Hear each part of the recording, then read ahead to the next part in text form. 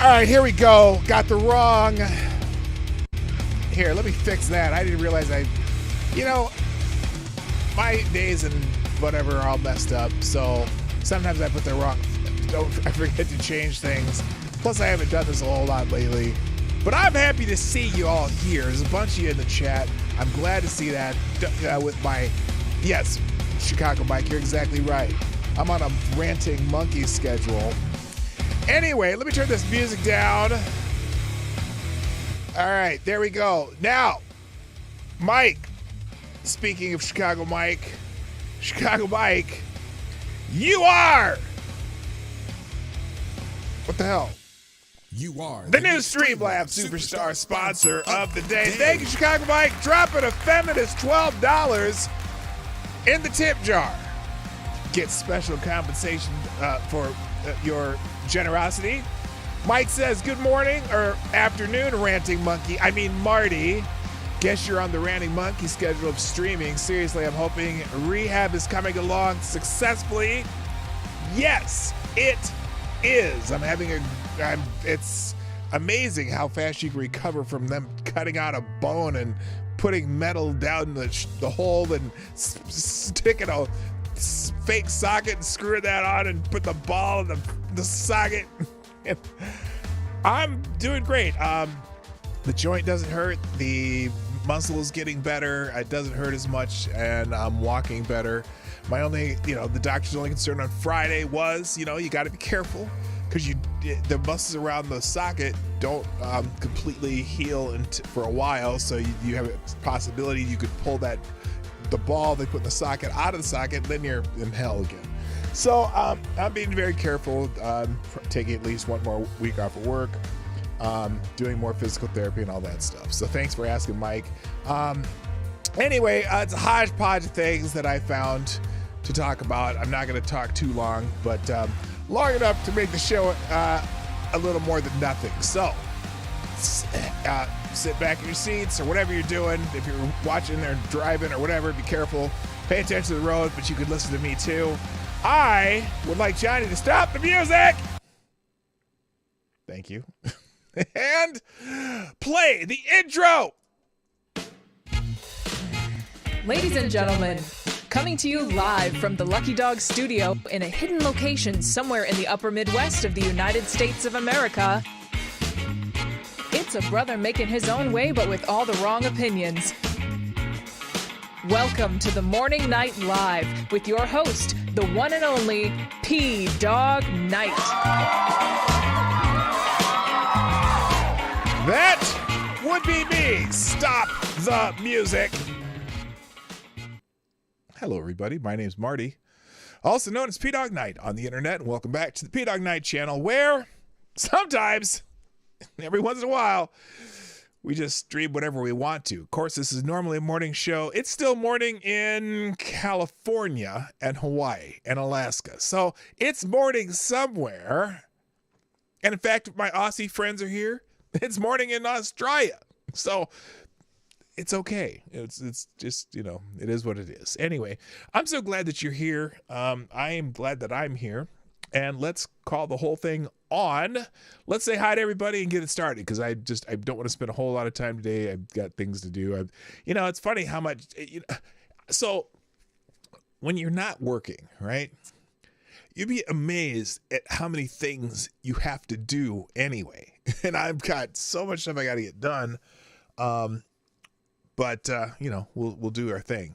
So anyway, let's say hi over the chat on Rumble. Thank you. Mike Savage gets the bell first in the chat. Welcome, sir. Blarg. Also, morning avocados Diabli. And Sully 209. Welcome, everybody, over on Rumble. I know there's a few other people watching over there. If you want to sound off over there, I'd be glad to have you do it. And remember, if you're only subscribed to me on YouTube, there could be one of those days where I get the U-boot. So you just never know. If I do get a temporary U-boot or even a permanent U-boot, which, I don't have any strikes on my channel right now. So it's hard to do. I have to get 3 really quickly.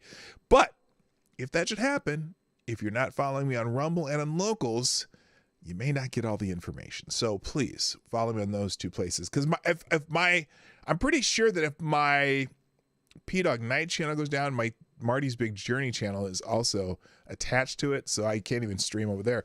But you can also follow me on Instagram, Dawg Knight, and Marty's Big Journey. I have two Instagram places to go to, and you can find me on Twitter, Dawg Knight. Dawg Knight pretty much everywhere, but I have a couple of Marty Big Journey ventures out there. I'm trying to do some new stuff, doing some jokes and traveling and stuff like that on Instagram, which is kind of fun.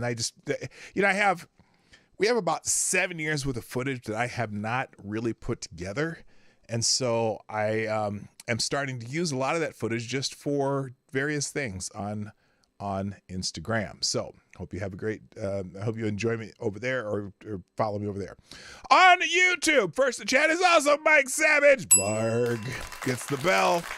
Also, good morning, Jonathan Peterson, Avocados Diabli. The Nintendo Cube Entertainment Star. Who is that? Is that someone new, or did you just change your name? Welcome to the channel. I am glad to have you here. I hope I don't... Look, by the way, well, I'll make the disclaimer later. Also, good morning, Rick Ashbringer. Boom her, nice to have you back. Good morning, Chicago Mike. Suzanne Eckstein, nice to see you. Do you prefer Eckstein, E-E-N, or Eckstein, I-N-E, kind of. It's I see this. I'll just say Suzanne. How you doing, Suzanne?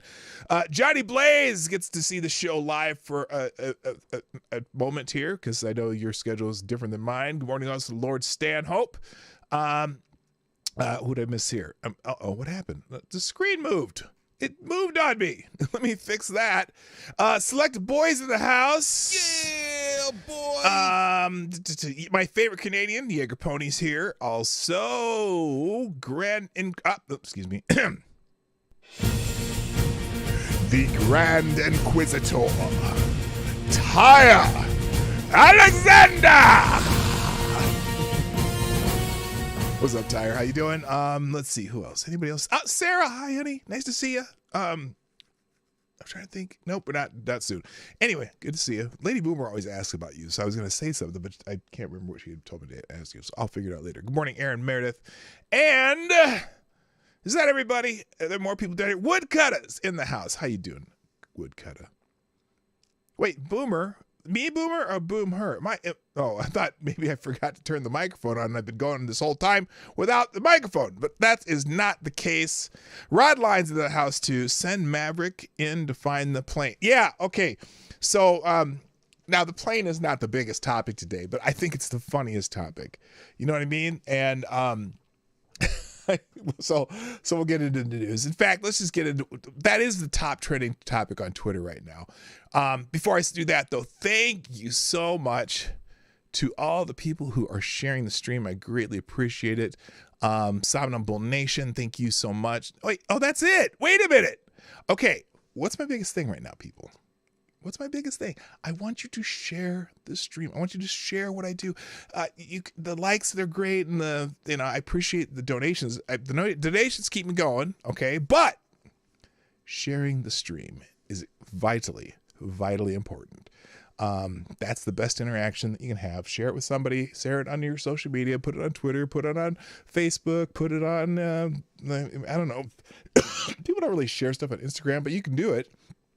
Share it on Reddit, Tumblr, and by the way, no one ever asks if perchance is there a subreddit on my channel? I have no idea. I should probably look that up. Anyway, good morning. Shrapnel's in the house. Episcopos. Wait a minute. What the hell? Now you made it even harder. Episcopos Egipetsko. And Katie's here too. Good, nice to see you. Katie Escape, my friend. Hashuv, good morning. The plane took itself to Ukraine. Yes, it probably did. They remote controlled it right over to Kyiv, as opposed to Kiev. So anyway, reminds me of a ship where the captain and crew abandoned ship, then the ship's passengers got it into port. Yeah, but there's no passengers on this plane. whatever happened, the pilot ejected and the plane, for whatever reason, was on some form of autopilot. And it's a stealth plane. So they're having trouble reaching it on radar. I have no idea. In fact, let's just go into that. Let me click a couple clicks here so I get this correct. Make sure that I've got the site. Okay, there we go. Let's start with, I'll skip what I was going to start with. And let's go straight to the plane. The plane.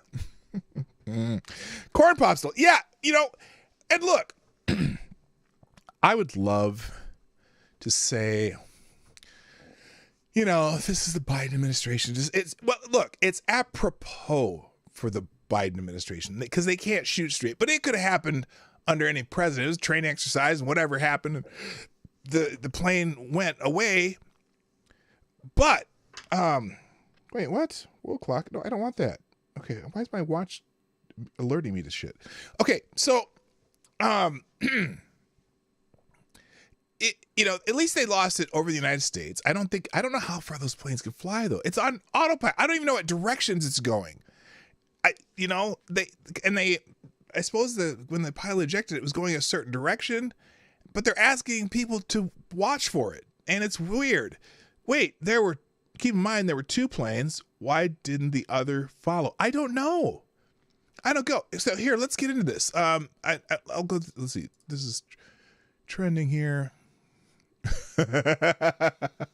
Now, and the memes are awesome. Okay. The memes are awesome because people are talking about things that because our military is really, I would say they're in many ways out of whack right now. And that's not a joke. I didn't mean to, women's army car shit. It's out of whack. I mean, because things like this is our military. We have a military does puppy play, okay? And worrying about, pronouns and making awarding people awards to theys. And so anyway, the other one, where's the one where there was one one of those paper mache aliens was flying it now? So anyway, just did the U.S. military has set up a missing plane jet hotline after an F-35 went missing. $900 billion for our national defense budget.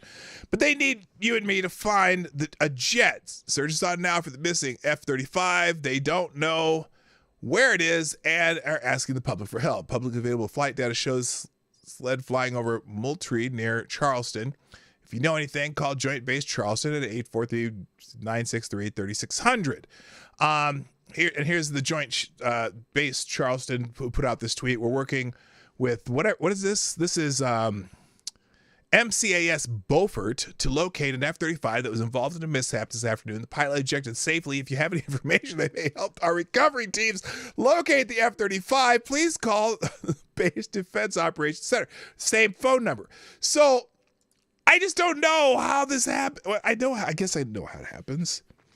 Get that F-35 at air tag. Yes, but then you'd be able to find it on a radar. Why did I say airplanes instead of planes pronouns? Okay, right. So, lots of people talking about this. Breaking.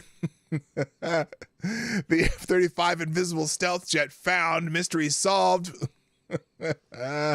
Little Wonder Woman there. Here's one. Dear Joe Biden, thank you for delivering the F-35 plane to Havana. We'll be sending it straight to our intelligence factory in China this afternoon. The wire transfer to the Biden crime family will be processed today. Regards, Communist Party of China.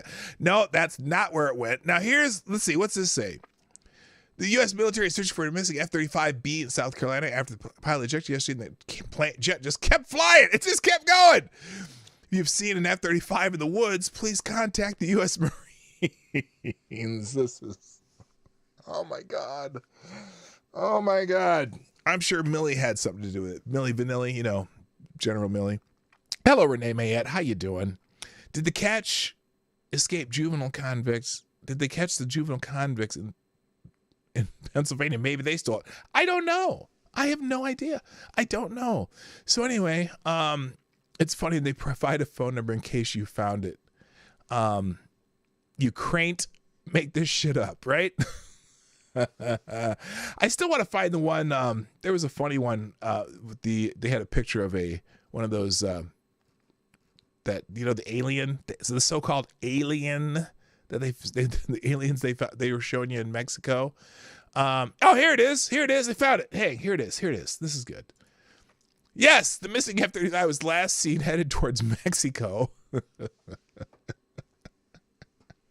If you can't see that, here, I'll make that much larger. Here we go. There it is. There he is. They found the plane. It's a plane. The plane. Oh, my God. Jim Neighbor, how you doing? Welcome. Wendy Hill, nice to have you here. 1,200-mile range, so it could probably reach as far as, well, let's see, 1,200 miles from South Carolina. That could reach Minneapolis. Is that, how far? Here, let me see. Let's see. Hey, Siri, navigate to Charleston, South Carolina. Let's see how far this is. Let's see how far it is from Charleston to here. 1,300 miles. Oh, couldn't make it to Minneapolis. Well, bird's eye, because you got a little twists and turns there. So bird's eye, you could probably make it from here to Charleston. It could probably make it to Minneapolis. That's quite a range. Let me go back here. I want to see something.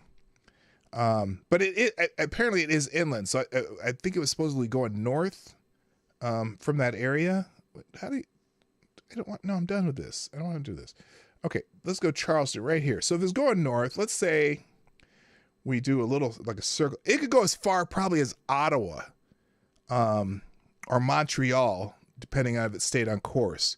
So somewhere between, basically, it's probably, it'll probably land in Lake Erie. That'd be my guess.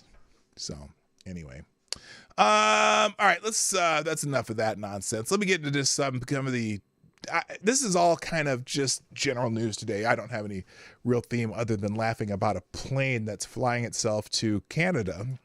It's a conscientious objector plane. Or conscientious ejector plane. That was terrible.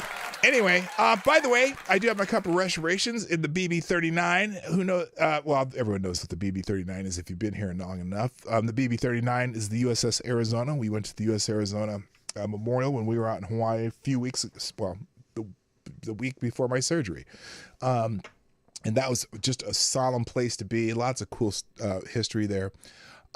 Regarding, well, obviously that's Pearl Harbor. So anyway, other things happened in the news. Apparently the Biden administration has secured the release of 5 Americans from Iran. This is CNN article. So it'd probably be licking the president's face. Hello, One Rebel. Nice to see you over there on Rumble. Welcome. So 5 Americans freed from Iran. And they're in Qatar. They are in Qatar before they fly to the U.S. 5 Americans who have been in prison in Iran have been freed and have landed in Doha, Qatar, before flying to the United States on Monday. The 5, all of whom had been designated as wrongfully detained, were freed as part of a wider deal that includes the U.S. unfreezing $6 billion in Iranian funds. So they know how to, if they need some fast cash, just kidnap some Americans. And this administration, just like the Biden, well, I mean, what am I saying? Just like the Obama administration, but this still is the Obama administration. Will give you money to Iran, and they can certainly use that to develop their own weapons. So there you go. Pearl Harbor, that YouTube Red Pill channel. No, someone needs to throw her in the harbor, though. That girl says some really stupid shit. I mean, look, she says a lot of the same things as like the, manosphere guys do, which aren't all wrong. Okay. The manosphere, I mean, a lot of the stuff the manosphere guys say is right. The Fresh and Fits and the Andrew Tate's, whatever. It's just they get some stuff really wrong. And she tries to, she's playing off that audience. And I don't know if it's a grift or she just is actually, manospilled. But it's just weird that like a 27, 28-year-old unmarried woman is trying to give people advice about dating and marriage and all that stuff, which she's never, and also when she talks about, a 25-year-old's going to be more beautiful than a 30 35-year-old, and it's like, Pearl, if you looked in the mirror, girl, I mean, you're weirdly and some mildly attractive, but not really. And that, kind of that ginger attractive, which is not really necessarily attractive, although there's some smoking hot redheads in the world. And believe me, I'm a connoisseur, but, no, hers is just a whole thing. And now she's doing this thing with Steven Crowder. Go watch. Okay. I'm not going to talk about her, but if you go to, Treeologic, her channel, Just Tree, talking about the whole thing with Crowder and Pearl or whatever, she's destroying them. I'm just telling you. Just Tree used to be Treeologic. Just Tree is the channel. JUSTTREE. Go watch some of what she's been talking about, Pearl and Crowder, because Crowder there's some weird stuff going on with Crowder too. I'm not going to get into it. I promise. I don't want to. Let's see who catches what. Well, at least Biden didn't crash a helicopter getting them on Iran. Oh my gosh. Yes. No, they did not. All right. So anyway, but yeah, so we're going to transfer $6 billion for 5 Americans. But to be fair, it is apparently Iran's own money. They're releasing funds that they had frozen. But still, a lot of people are up in arms about this. They say it's not a smart move by the Biden administration, just like it wasn't under the Obama administration, and the Bull-Bergdahl deal and other stuff. All right, let's move on. Donald Trump, our friend, our president with the funny hair. Hello, Boomer. Oh, I said Boomer was already here. I don't think she's legit. I think the vibe is she is a grift. I do too. I really do. I just, but she knows all the talking points and she uses them. And some, like I said, they're not all wrong. It's just her. Why is this unmarried, not even dating anyone? No one's, and she talks about virgins and she's not a virgin herself because she talks about that. And it's a grift. So anyway, Donald Trump, the guy with the funny hair and our former very popular president, was one certain side of the aisle and not so popular with the other side of the aisle. And, but I thought he did a great job as president, at least policy wise. I mean, okay, for those who don't know my position on Donald Trump's a jackass. But we need a jackass in the White House. So there's no dichotomy here. It's a necessary, I don't want to say evil because I don't think Trump's evil. I just think doesn't give a fuck, and that's what we need. We need a president don't give a fuck what they think about him and just do. And he did, and I thought he did a good job with it. I didn't vote for him the first time. I voted for him the second time. And that's a whole nother story. But anyway, he stepped in it a little bit, though. He stepped in it a little bit with this line. And it's just one of those things. I don't know if he does it on purpose, because Donald Trump understands marketing, and sometimes whether they're talking good about you or whether they're talking bad about you, at least they're talking about you. And boy, he certainly is very good at getting people to talk about him, right? Well, he said this is his Rosh Hashanah message. Rosh Hashanah is Jewish New Year, I believe, right?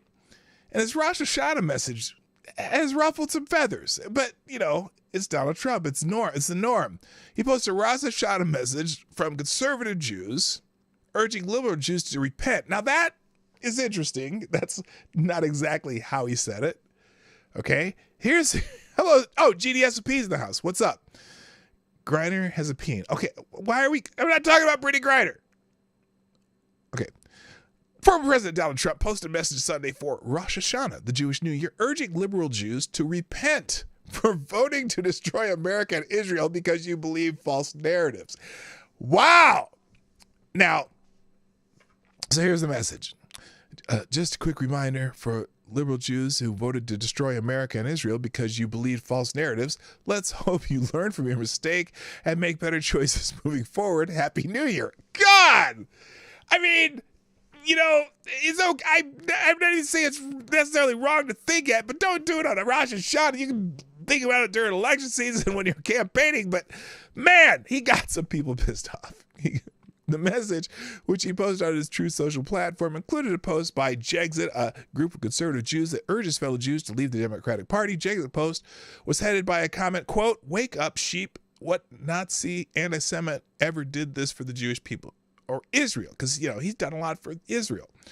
Then he listed several of Trump's best-known accomplishments for Jews and for Israel, a list that Jexit also posted in a different format on other social media platforms. So this was what they posted. They posted this, "For us, never again means just that. We won't stay silent, for we must preserve and restore Judeo-Christian values this country was founded upon." So, you know, but the Truth social post repeats the theme that Trump has voiced in the past, namely that American Jews who voted against him after all he had done for them and for Israel were showing disloyalty to their community.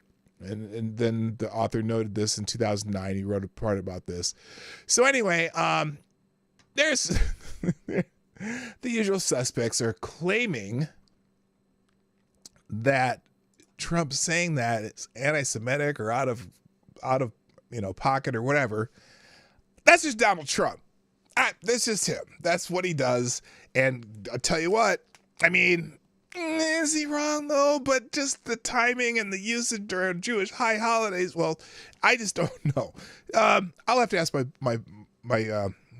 friends who are religious Jews about that. But they're also conservatives, so they might be like, yeah, fuck yeah. I don't know. Who will see?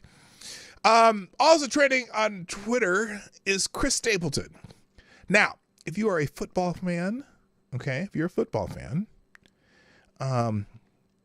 Teshuvah. Is that a greeting for Jewish New Year? I know Tashana Tova is. But anyway, so Chris Stapleton is trending, and only because of what's happening on Monday Night Football tonight. Because after I don't know how long they used the All My Rowdy Friends Are Coming Over Tonight. That was Hank Williams Jr. That was a long time ago. What was the other one that they've been doing over the last few years? I don't know, but they changed the Monday Night Football theme song again. And now they're doing Phil Collins song, In the Air. You know, I can feel it coming in the air tonight. Oh, Lord. But Chris Stapleton's singing it, you know, in his own style. In fact, I don't care if I get it. I don't care if I don't get monetized this stream. We'll see what happens if I get a copyright on this. But anyway, so they debuted this 30-second clip of Chris Stapleton singing In the Air. And they got the drummer, Prince's old drummer, playing for him. She's a banger, man, as far as drummers. She can play. And for some reason, Snoop Dogg is in the video. I don't even know why Snoop Dogg is in here, because there's maybe in the longer version he actually says something, but in this one, let's just watch it.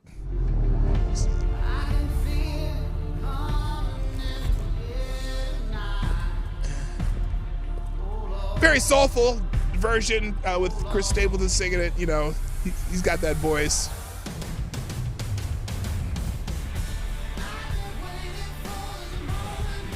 Yeah, now why is Snoop here? I gotta imagine at some point during the rest of the theme, he actually says something. So anyway, that's that. I guess it premieres tonight. They're gonna play it, the full version with Snoop and whatever. And that's trending because everyone's excited about that. I like Chris Stapleton. He's got, you know, in theory, he's a country singer, but he's really more just a very bluesy, whatever guy. I like his voice though. I thought he did a great job. But he did the national anthem at the Super Bowl. He did America the Beautiful at the Super Bowl. Whichever one he did, he killed it. Oh, he did the national anthem. He killed it. So anyway, pissing off the Oives is always a good thing in my mind. No, it's not.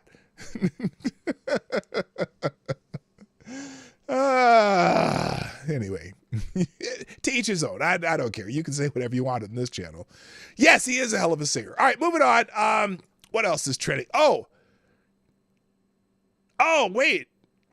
The new Monday fight. This is somebody else just talking about Chris Stapleton in this. He says this new Monday Night Football anthem is so good already. Chris Stapleton, Snoop Dogg, doing their take on Phil Collins with Sidney Blackman Santana on the drums. ESPN crushed it with this one.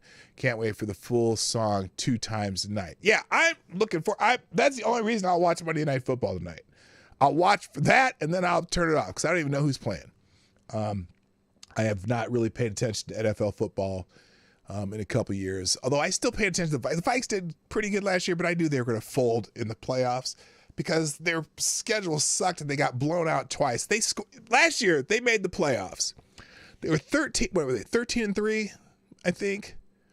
They were. Think about this. The Minnesota Vikings were 13-3 last year. Is that right? They're 13-4, whatever. It's a 17-game schedule this year. They're 13-3. Their opponents scored more points than the Vikings did over the season, and they were still 13-3, which means they had all these one-score games, and they got blown out 3 times.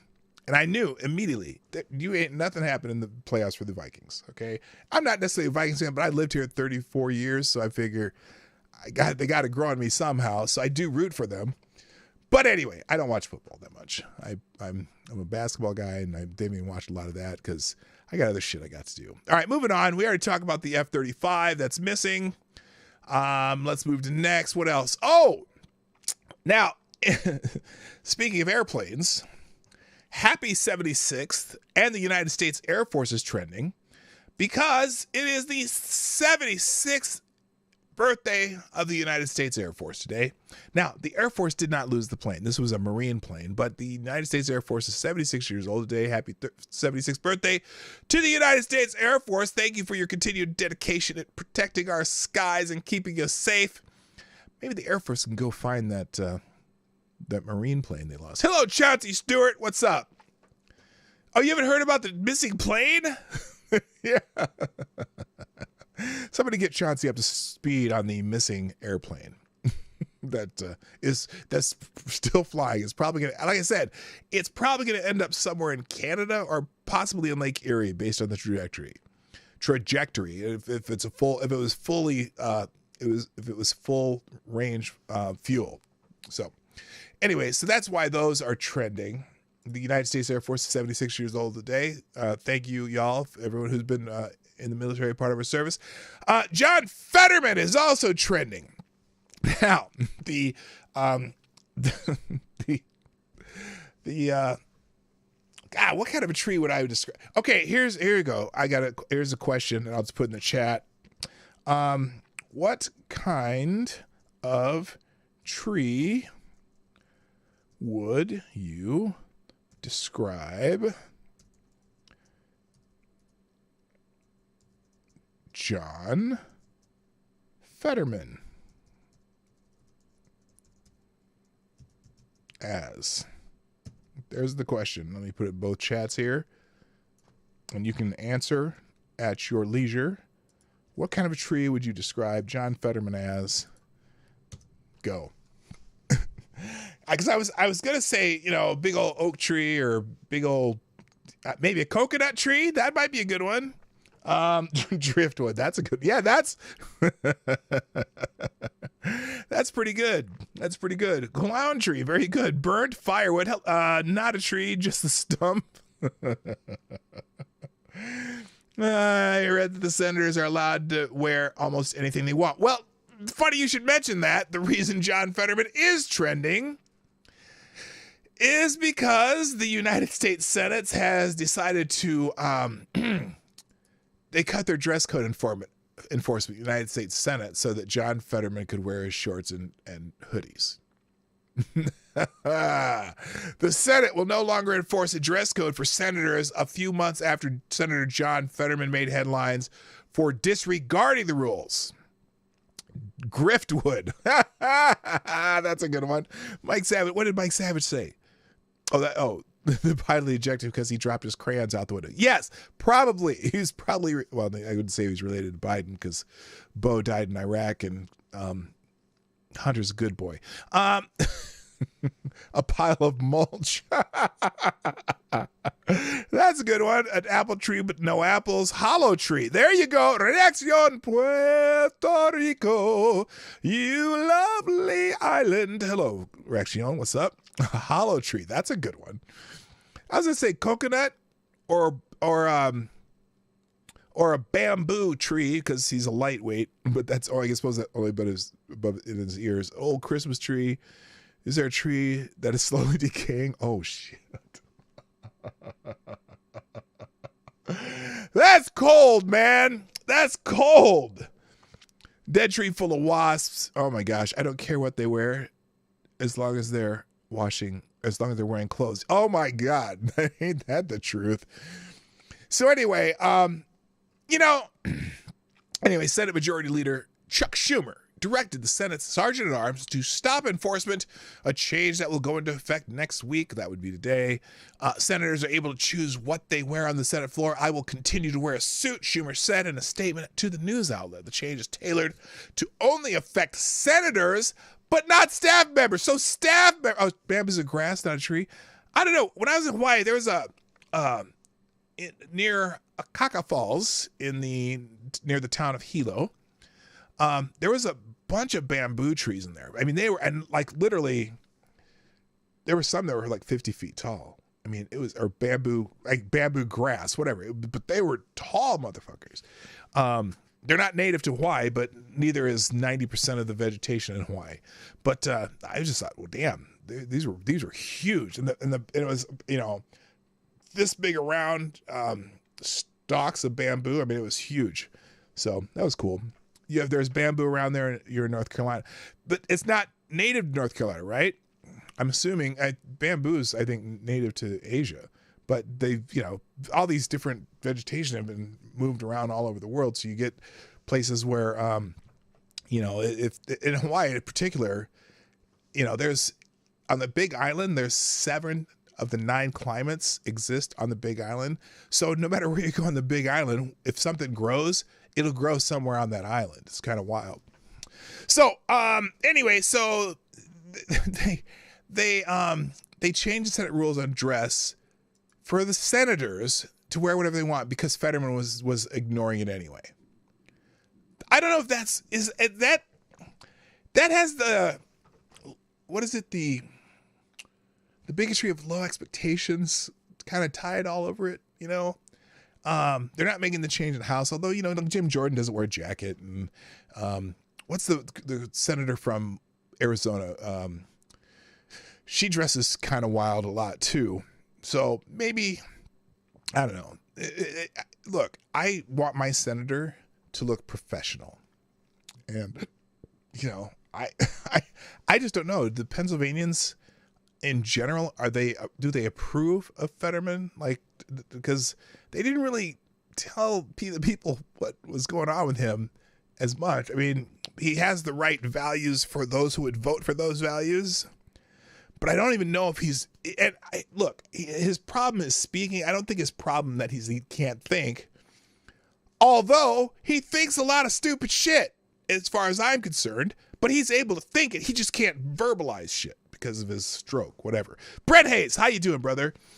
Hawaii is a volcano island in the middle of the Pacific. Nothing is native to Hawaii. No, they're actually 10% of the vegetation in Hawaii developed after the volcanoes created the islands. It developed naturally, but they say 90% of the vegetation there is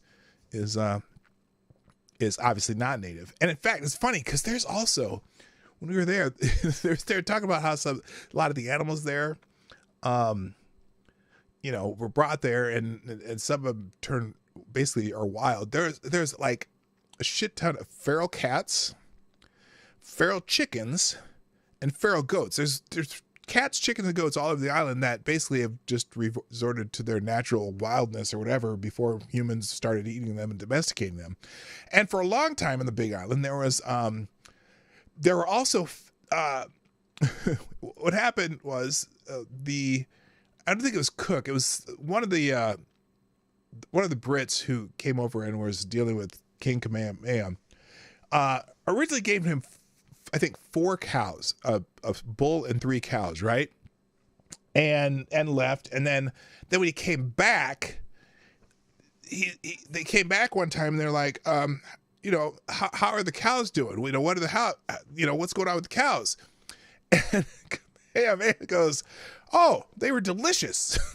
They ate them. And so after that, they're like, no, we brought you those so you could breed cows, so you could feed people, right? So then they brought him some more cows, right? Well, Kamehameha basically makes this proclamation over the island that you are not allowed to kill a cow, okay? But then he died before he reversed the proclamation.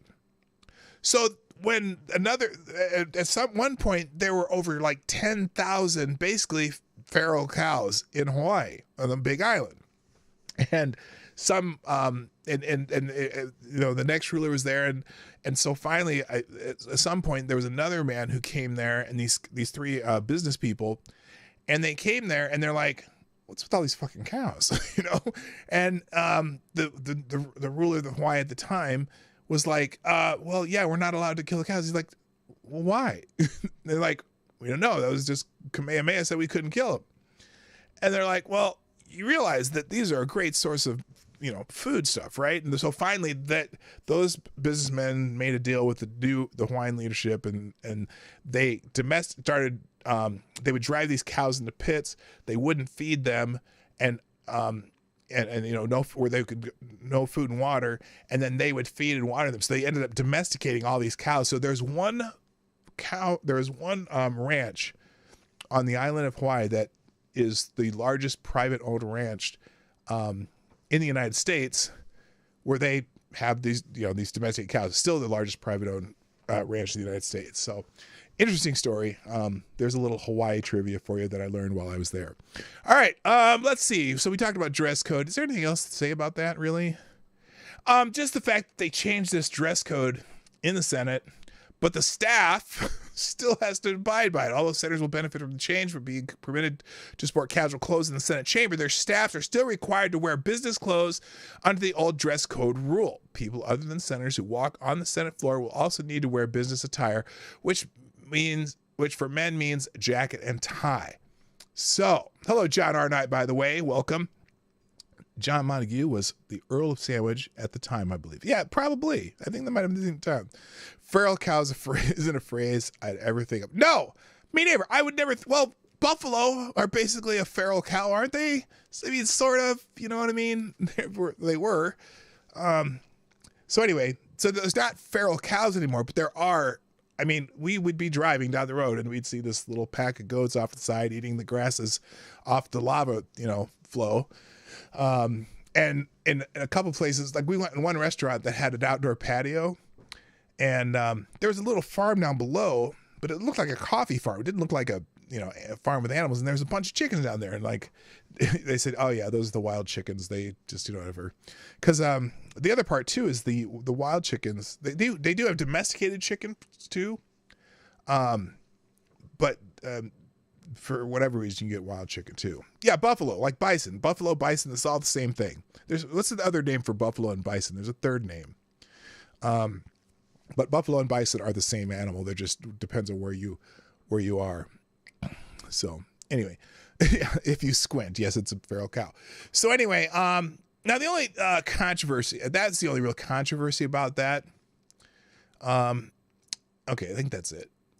You know what's interesting too? Like a lot of the right media, a lot of the media on the right, okay, my side of the aisle, is making a big deal about this Senate rule change because they just did it for Fetterman.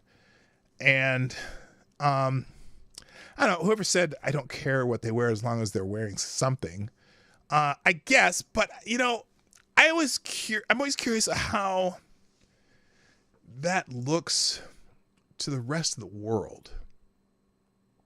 Supposedly we're this leader in democracy, and this leader in democracy right now is they've got indicted the former president on 4 charges. They're getting rid of a dress code. Really got this guy, a lurch looking motherfucker, wearing gym shorts and hoodies as a member of the government. This whole era right now, from the day Biden went into office, is just looking. We look like idiots. I gotta think that the rest of the world just think we look like idiots. They're like, what the fuck is going on with the United States? They're all, oh, Biden has the respect of the other world leaders. Biden can't even stay awake when they're talking to him. It's just fucked up. And Lauren Boebert, yeah, what the fuck was she doing? What the hell was she doing? I forgot about. Oh, I suppose Boebert could try wearing less. Well, in your I wouldn't say in your fantasies. I don't know if you're into. I mean, she's attractive. You ever seen her with her glasses off? She's actually kind of attractive, but I'm sorry, her decorum too. What the fuck was she doing? Apparently they were drunk and she was vaping in some theater production of Beetlejuice, and they were making all kind of noise, and her date was feeling her up and shit, and they kicked her out. Then she claimed that she wasn't vaping, but then the video shows clearly she was vaping. Whatever, but then again, jackass behavior. Sometimes you need a jackass in office, and that's my feeling. Hello, Michael Hatfield. What's happening? I am doing well, and my hips feeling better. My legs feeling better. My thighs feeling better. By the way, now I couldn't do did I say this Friday? I can actually, I haven't been able to do a full backswing on my golf swing for about 4 years.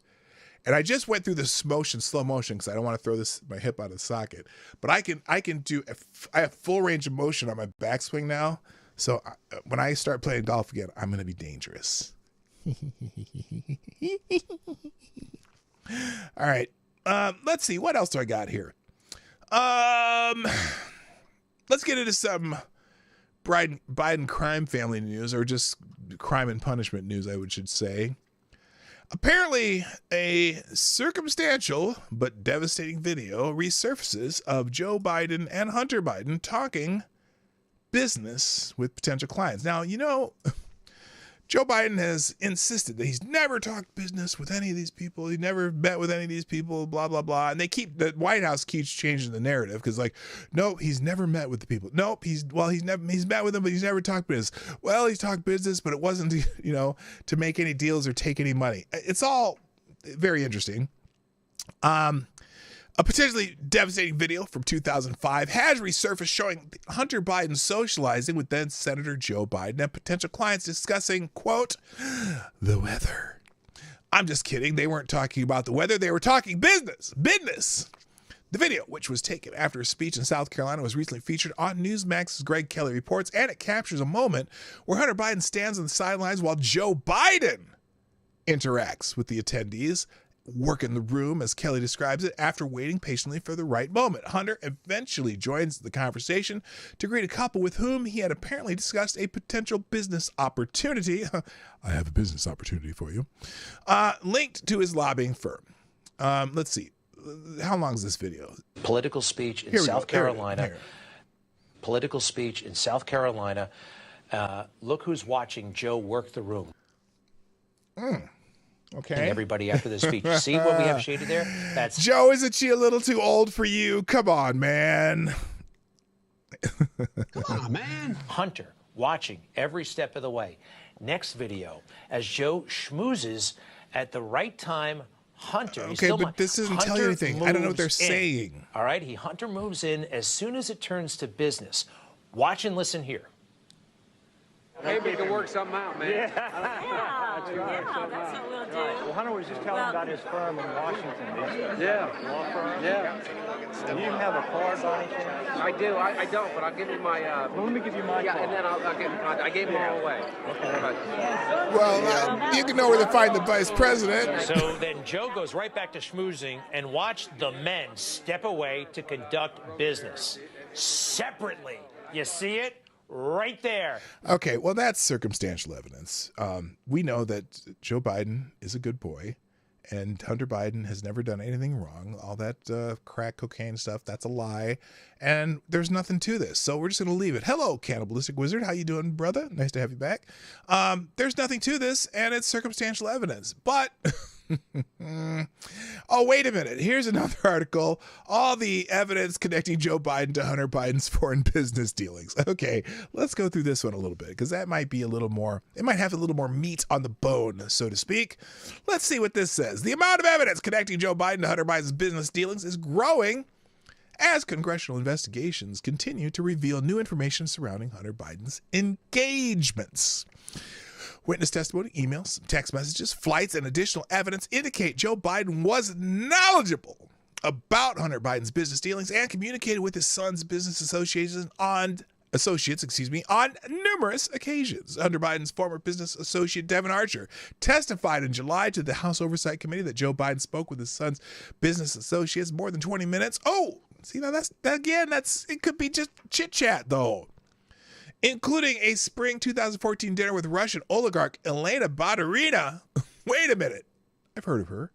And a spring 2015 dinner with Vadim Pozharsky in an executive with Ukrainian energy firm Burisma Holdings.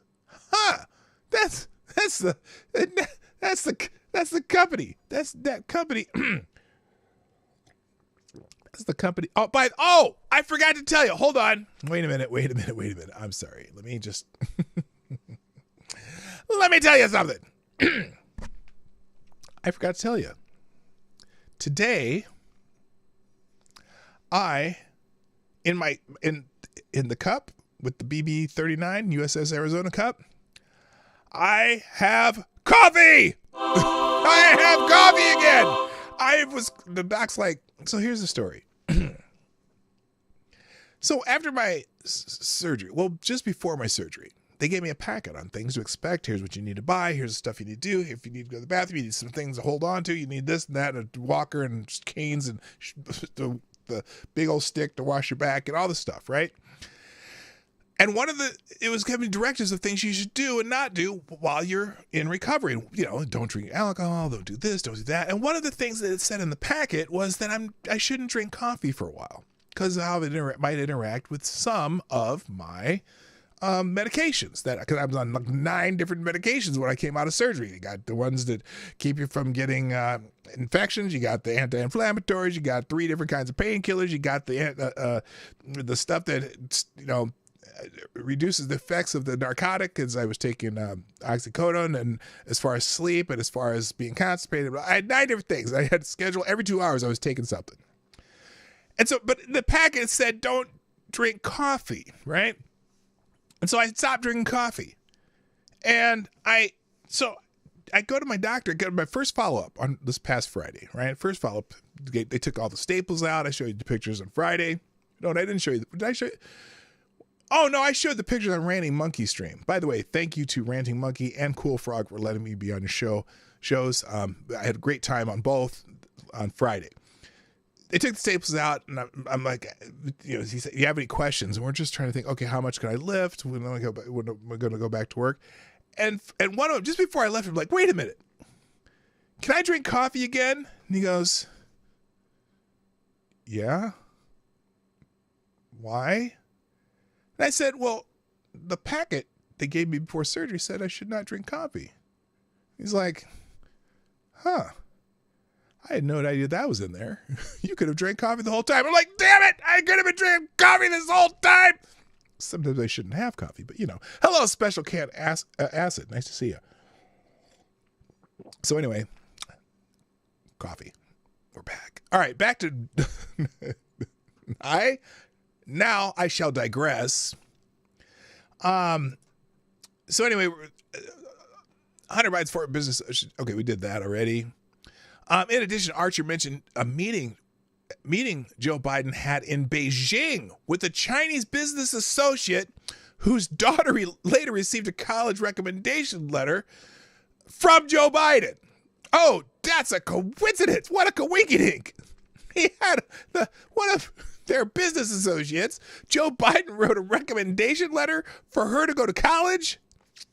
Well, now also, Hunter Biden was being paid more than $80,000 a month by Burisma when the dinner with Pozharskyi took place. According to bank records released by House Oversight, Baturina wired $3.5 million into a shell company owned by Archer and Biden in February 2014, according to bank records. Wow, that's isn't she the one who was married to the mayor of Moscow or something like that?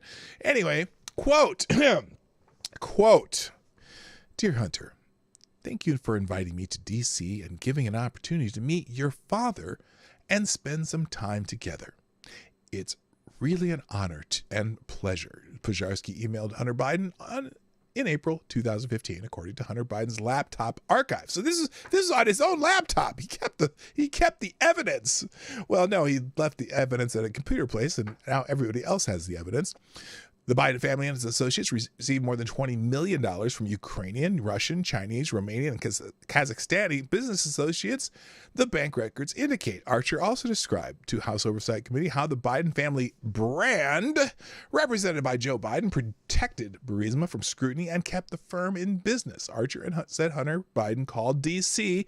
at Burisma's December 2015 board meeting because of pressure from Pozharskyi and Burisma founder Mykola Zlochevsky. Joe Biden took a trip to Ukraine days after Hunter Biden's phone call, and archived emails show that Vice President Biden's office worked with one of Hunter Biden's business associates on media inquiries related to Burisma on the day of the apparent phone call. Wow. Now, if you were watching MSNBC or any other Democrat media, which is fairly redundant because most of it is already, you would think, oh, they have no evidence at all. Well, this is all just a coincidence. Now, Internet Internal State Department emails show Joe Biden's office sent them talking points and instructed officials not to single out Zlochevsky in response to media questions. Archer could not confirm whether Joe Biden was on the other end of the son's phone call.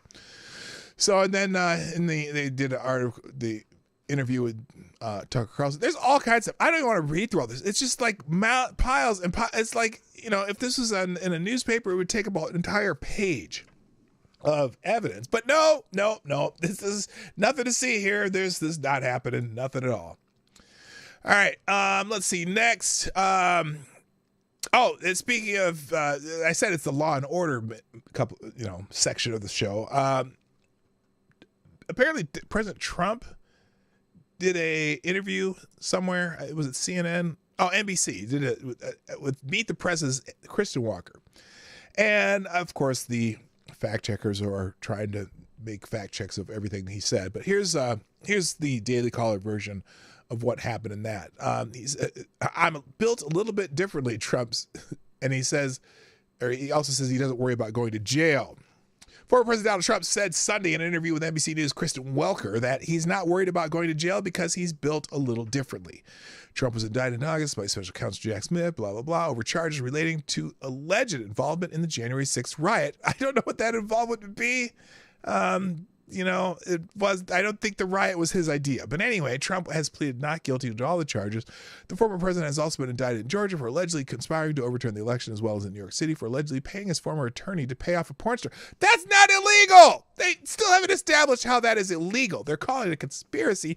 That's a stretch. But anyway, Trump, then he was also indicted for the classified document stuff. So anyway, here it is. How long is this section? Is this the whole interview? I just want to hear from you on this. I want to know what's in your head.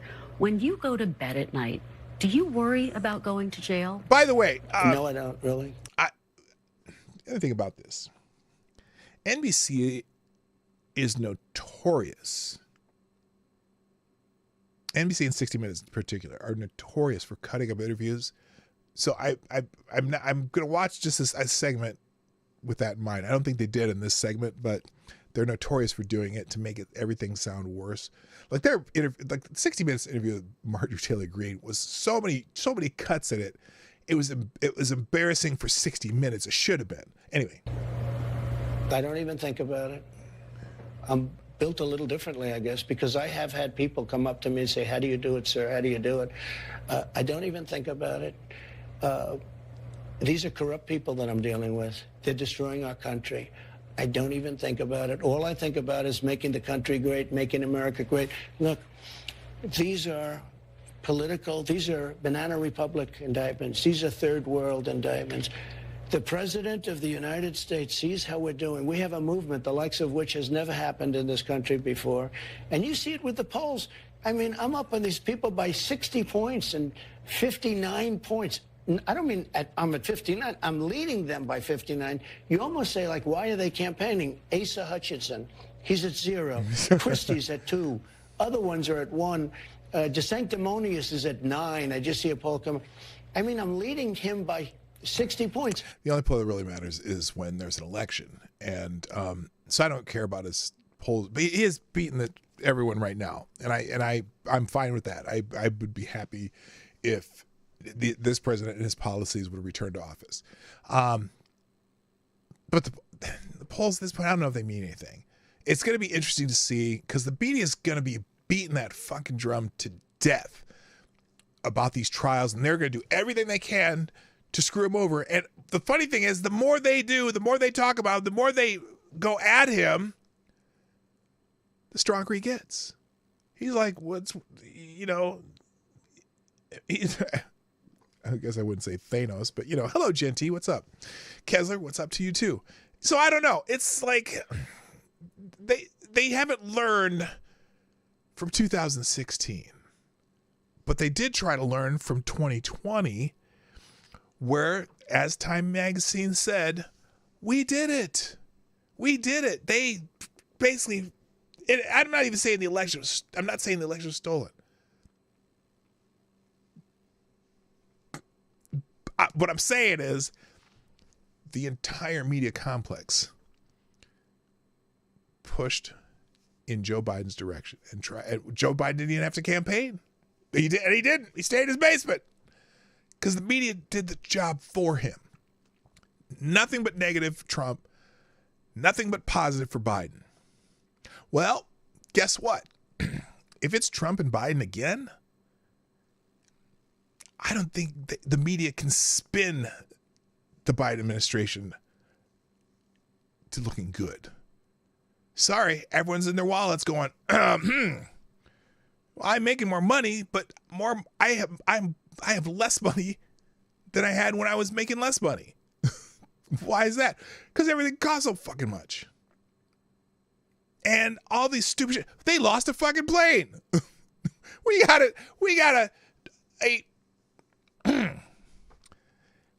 some of the people in the respected offices in the government are wearing dog masks and stealing luggage off of baggage return racks. What the hell is this? Oh, we want to make it easier for your teacher to determine your child's gender for them. I don't think that's flying. There's so many things that they're doing wrong that just the average American is going, what the fuck? And guess what? Their most loyal base of voters in the black community, all they need is a few percentage to go, this is shit. Let's have Trump back. And there's a lot of people in these neighborhoods where they're paying $6,000 a month to house the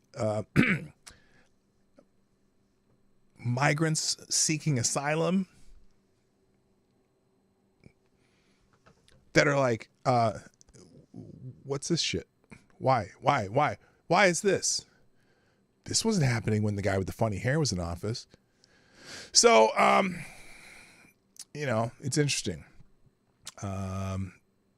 Trump's not worried about going to jail. They're making it so that he will be in jail. They've got their thumbs on the scales, so to speak, the scales of justice, right? They got their thumbs on the scales of justice.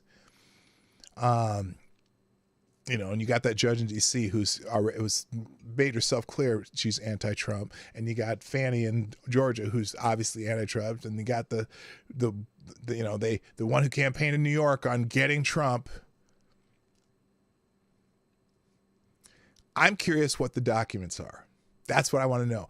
I want full disclosure of all the documents that Donald Trump had at Mar-a-Lago, because I got a feeling that some of them had to do with Crossfire Hurricane. Some of them had to do with the FBI investigation. Some of them had to do with the, with the investigation.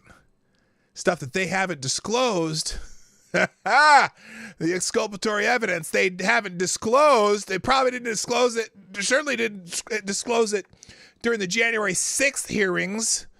Oh, that was all one-sided. And I don't think, Kinzinger and Cheney, yeah, they were on the same side as the rest of the committee.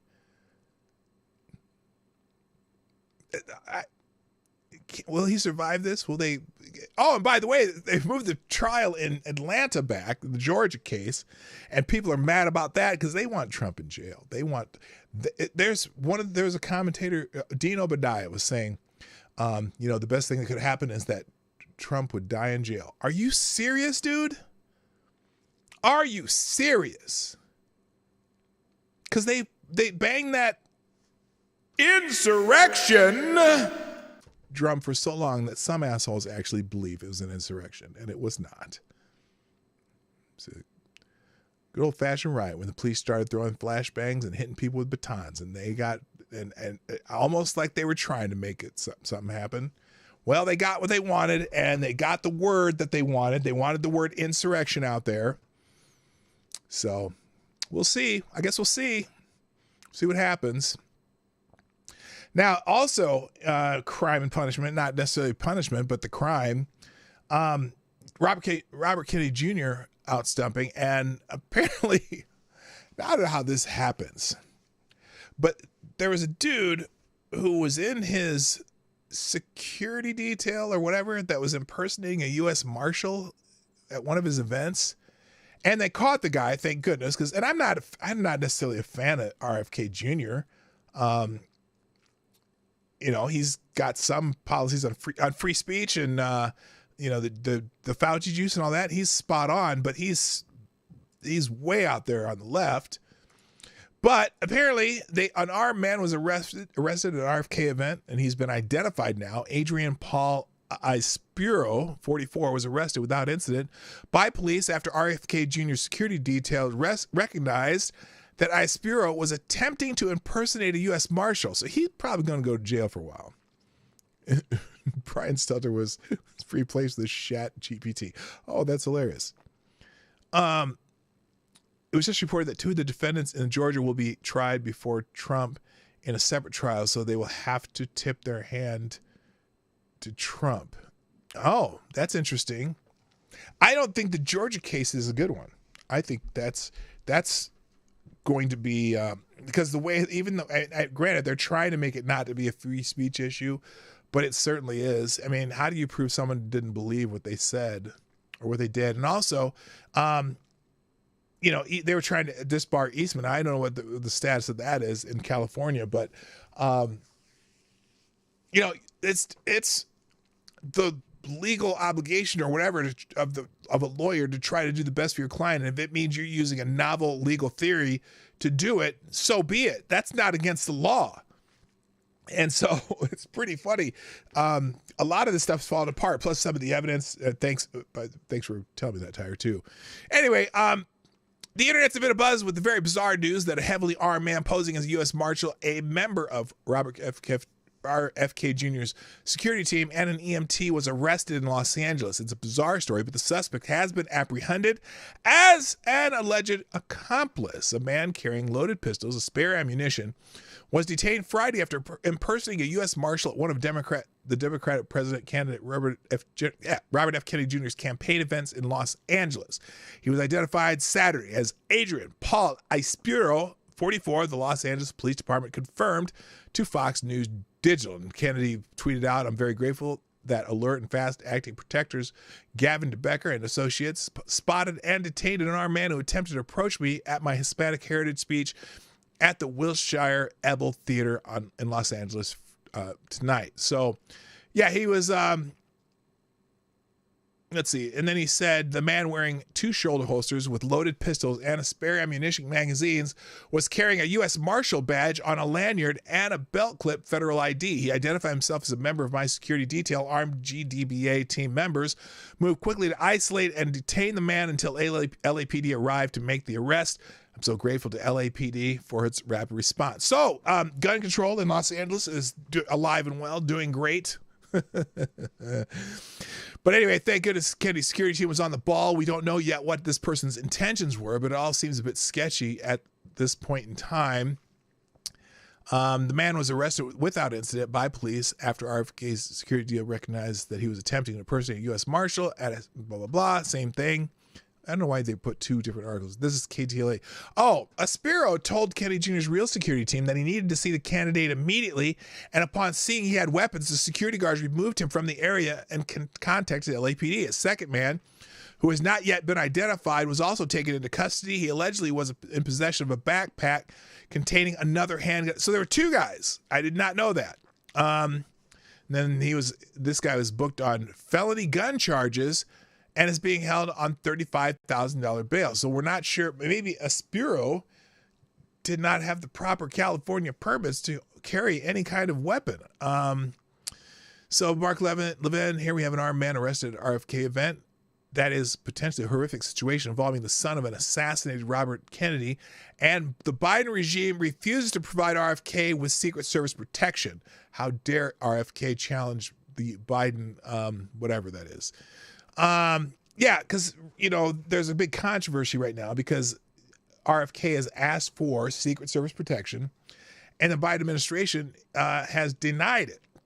And you would think, now, granted, it's so far away from the election. It's something that candidates are supposed to get. But usually I think it's within 90 days of an election. However, there have been many incidences. There have been many incidents where they've granted Secret Service protection to a candidate long before the primaries. But I don't think it was when they were running against a sitting president, for one. But if you think about the Kennedy family, certain tendencies happen to run into their purview. And you would think that they might go ahead and grant it. They should, if they're not granting it now, I think they should apply again and say, look, we need Secret Service protection. Why would you? I mean, he's the son of or the nephew of a former president. He's, the son of a man who was running for president who was assassinated. I don't know why they are poo-pooing the idea that he might need protection. All right, next. Oh, I don't know if you know the story about one of the founders of Rolling Stone magazine. Just how the left, we always say the left will eat their own, because if you step out of line with the left, see, if you disagree on the right, there's some people would be like, get out of here, we don't want you here, whatever. But if anytime someone on the left steps out of line even a little bit, they try to destroy them. And here's a case of that. So Jan Wenner is a giant of rock music history, even though he never fronted a band, composed a hit song, or produced a gold record. As the co-founder of Rolling Stone magazine, Wenner became a taste-making publisher. For years, anybody who was anybody in popular music got a mention in Rolling Stone. Wenner's clout also allowed him to co-found the Rock and Roll Hall of Fame in 1987. So this guy's a legend in music history. And he doesn't even play an instrument, I don't think. Wenner is also a devoted man on the left. He is a disciple. Rolling Stone's coverage has always been unabashedly left-wing, and its co-founding publisher earned his bona fides protesting in Berkeley's free speech movement and working for hippie rags like Ramparts, if you're familiar with that. But now the Rock and Roll Hall of Fame has removed the publisher from its board, issuing a statement Saturday that read, quote, Jan Wenner has been removed from the board of directors of the Rock and Roll Hall of Fame Foundation, end quote. Now, why did the Rock and Roll Hall of Fame dump Wenner from its board? It definitely has nothing to do with the 2017 accusations that Wenner forced himself on a male staffer. After all, when it comes to Wenner and Rolling Stone, hashtag Me2 isn't hashtag dudes too. It's only for falsified stories of assault on college campuses. But instead, intersectionality has caught up with Winter, and it came to haunt him in the form of his new book and unfortunate interview he gave with the New York Times to promote it. Winter created a firestorm doing publicly for his new book, The Masters, which features interviews with musicians Bob Dylan, Jerry Garcia, Mick Jagger, John Lennon, Bruce Springsteen, Pete Townsend, and U2's Bono, all white and male. Where is it? You're fucking a white male! The book sounds like a boomer's dream come true. Because think about it, those are some giants. If you go from like the 60s to the 80s, maybe into the 90s with U2, those are giants. But they were all white and male. The book sounds like a boomer's dream come true, but it wasn't enough that Winter only limited his list of masters to white men. Nope, he had to make it worse by getting a little mouthy about why he only wrote about the white guys. Winter made things worse for himself in an New York Times interview that the paper published on Friday. Interviewer David Marchese confronted Winter about his choice of interview subjects, saying in the introduction, quote, "You acknowledge that performers of color and women performers are just not in your zeitgeist." Oh no! Yeah. Which to my mind is not plausible for Jan Winter. In other words, Marchese believes that somebody as progressive as Winter couldn't possibly only want to interview the most derivative and predictable collection of interview subjects that he did. Winter responded to that backhanded gushing by shoving his foot so far into his mouth that he kicked out his own tonsils. He said, quote, "The selection wasn't not a deliberate selection, huh? You accidentally chose the interviews you included in your book? It was kind of intuitive over the years. I just fell together that way, and people had to meet a couple of criteria, but it was just kind of my personal interest and love of them." Wrong answer, sir.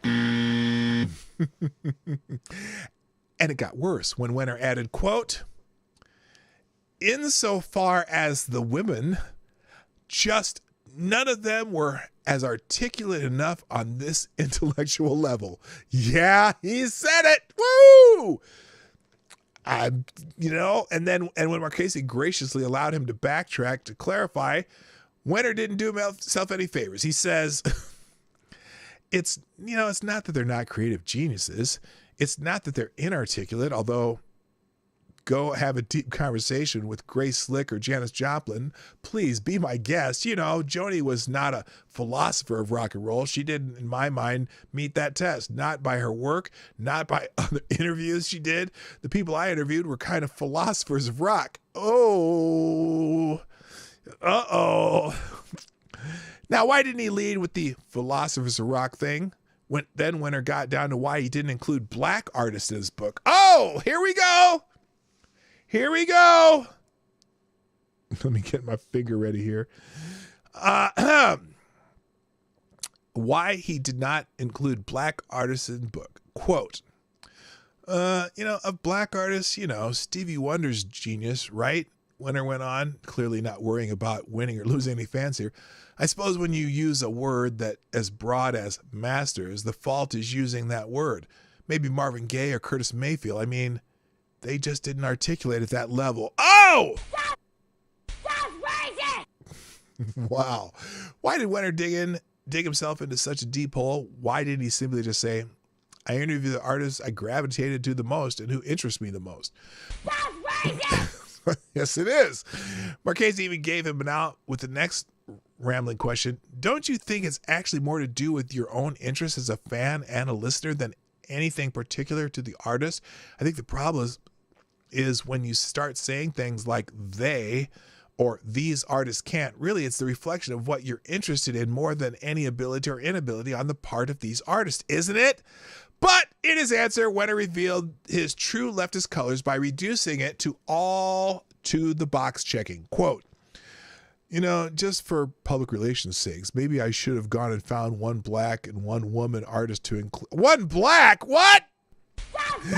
To include here that didn't measure up to that same historical standard, just to avert this kind of criticism.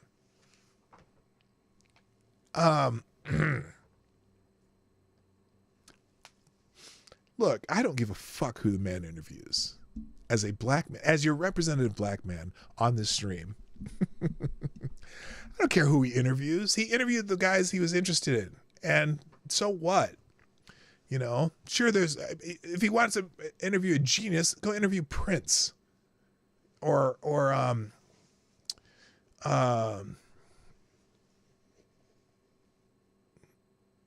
I don't know who else. There's more. James Brown, but James Brown, you probably couldn't understand word James saying.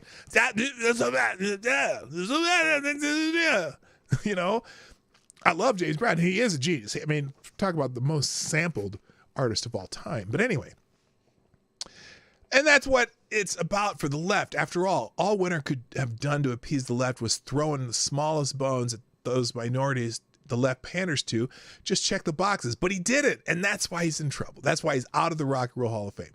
And now he's off the board of the organization he helped to found. So the left is always going to devour itself. We've seen it time and time again, and Wenner's just the latest in a long line of casualties. Hey, Teddy Pendergrass, damn right. Or Lou Rawls, damn right. Selected boy. You'll never find doom, doom, doom, no matter how you search.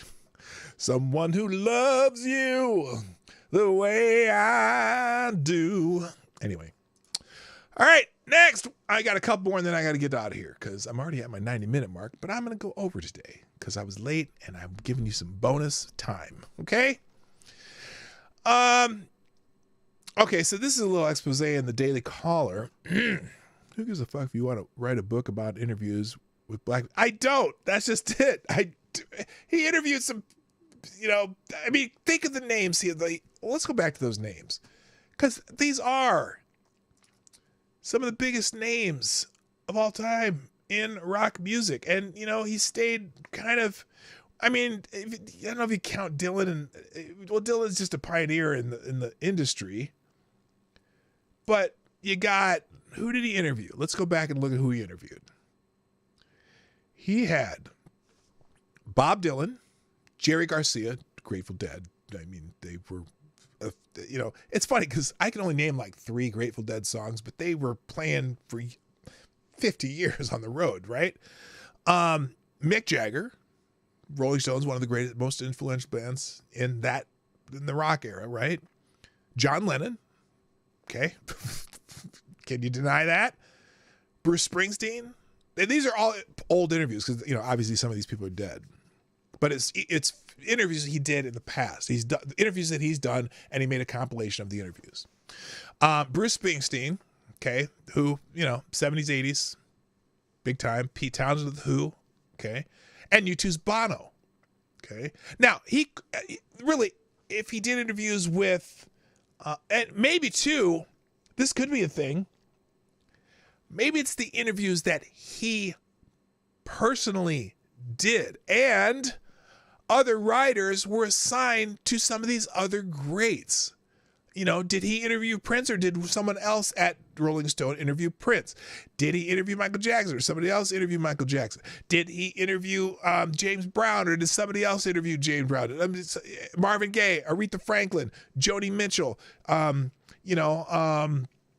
Carly Simon, Carole King. You know, Carole King was a prolific writer. Who also could have been part of this book, but did he interview them personally or did somebody else on his staff interview them?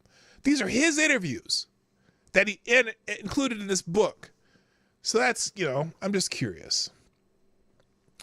And that's just, I mean, you know, but hey, don't step out of line with your leftist friends because you just canceled him from his own Rock and Roll Hall of Fame, which he founded.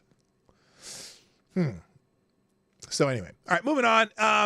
Apparently, there is a new development, the fastest growing development in the United States of America, like residential development.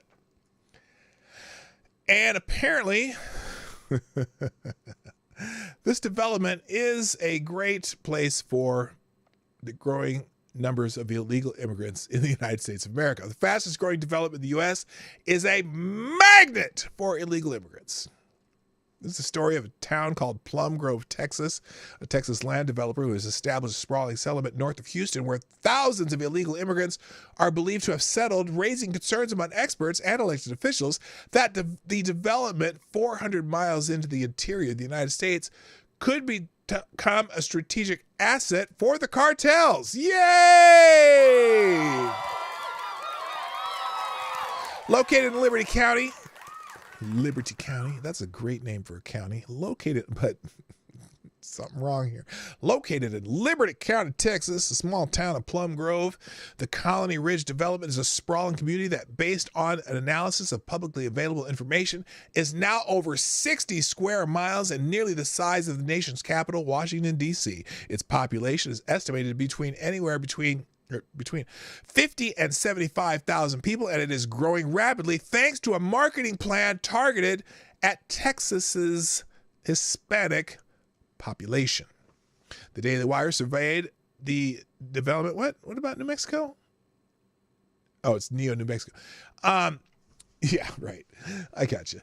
The Daily Wire surveyed that development by helicopter to assess the true extent of its growth. The flight began in the wealthy Woodlands neighborhood, but was only minutes before the designer homes and pools gave way to half-built homes, dilapidated trailers, and heaps of garbage. The houses on the ground fly the flags of foreign countries, and many homes display their addresses on spray-painted pieces of plywood. Many structures, some of which are not hooked up to running water, were under construction, while others were unfinished but didn't appear to be actively getting worked on. At least one plot of land didn't have any structures at all. Just a tent in the corner nestled between the shrubs. Stray dogs without collars could be seen trotting along the side of the underdeveloped streets. But despite what appears to be poor living conditions throughout much of the development, Colony Ridge is exploding. The view from the sky revealed a sprawling labyrinth of roundabouts and endless rows of sidewalkless streets and empty plots waiting to be developed. The edges of the property are dotted with construction vehicles, each one tasked with cutting and clearing the surrounding forest to make way for yet more growth. The calculation performed based on acreage and a lot data provided on the Colony Ridge website for each of the 6 subdivisions found that it was already more than 60 square miles, which is bigger than major southern cities such as Fayetteville, Arkansas, and Asheville, North Carolina. Colony Ridge, owned and operated by developer William Trey Harris, is rapidly expanding, at least in part due to the financing arrangement that makes it possible for illegal aliens to buy land cheap in the heart of Texas. What the hell? What? Wait a minute. What does this, a loan financing arrangement that makes it possible for illegal aliens to buy land in Texas? What the actual fuck? Why? Oh my, see, there's the problem. There's the problem. Here, let me ask a simple question. I'm going to make a poll question. If you're on YouTube, I'm going to start a poll right now.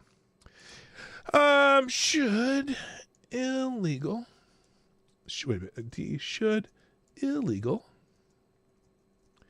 immigrants be able to buy land in the United States of America? It's a yes or no question, motherfuckers. If you want to elaborate in the chat. Should illegal immigrants be able to buy land in the United States of America? I know what I would answer. Whose idea was this? While traditional financing methods require credit ratings and proof of income, Todd Bensman, a national security fellow at the Center of Immigration Studies, told the Daily Wire that buyers at Colony Ridge are able to circumvent the usual requirements, even dodging the need to provide a social security number. Okay. I have a feeling that these people are being ripped off somehow. Just somehow. What the fuck are you talking about? Because with a traditional bank loan, you need to be able to show that you have a credit rating and proof of income, Bensman said, adding that buyers at Colony Ridge are asked to pay as little as a few $100s as down payment. The loan is directly from the developer, bypassing traditional mortgages, and while the buyer might pay high interest rates, near 15%, there it is! There it is! There, oh my God. Let's do that one too. It's a great deal for someone with no other option to buy land in the country. So these are subprime mortgages. When I was in the mortgage business, our office, they had a couple guys who basically did nothing but subprime stuff. And by God, holy shit. You should not, a title company usually has to close the loan, the plat, the land and all that stuff. To have title to land in the United States, you should be a American citizen or a legal U.S. resident. This is messed up. I don't know any place other in the world where you can do this shit. I'm sure there are places you can do it, particularly if you're an American. I'm sure there's Americans who buy land in other countries somehow. But this is fucked up. Doing business as Toronto Houston, which translates to Houston Land, the company appears to market property entirely in Spanish, telling prospective buyers that they could own land in the United States. Now, first of all, you shouldn't even be able to work in the United States if you're not here legally, right? So, when you fill out your I-9, is it I-9 form? When you go to, you go to apply for jobs saying that you're a U.S. citizen or you're a legal resident, blah, blah, blah, blah, blah. You have an I-9. Now, these people have I-9s, and this guy's loaning them money to buy. I think in a way, he's ripping them off.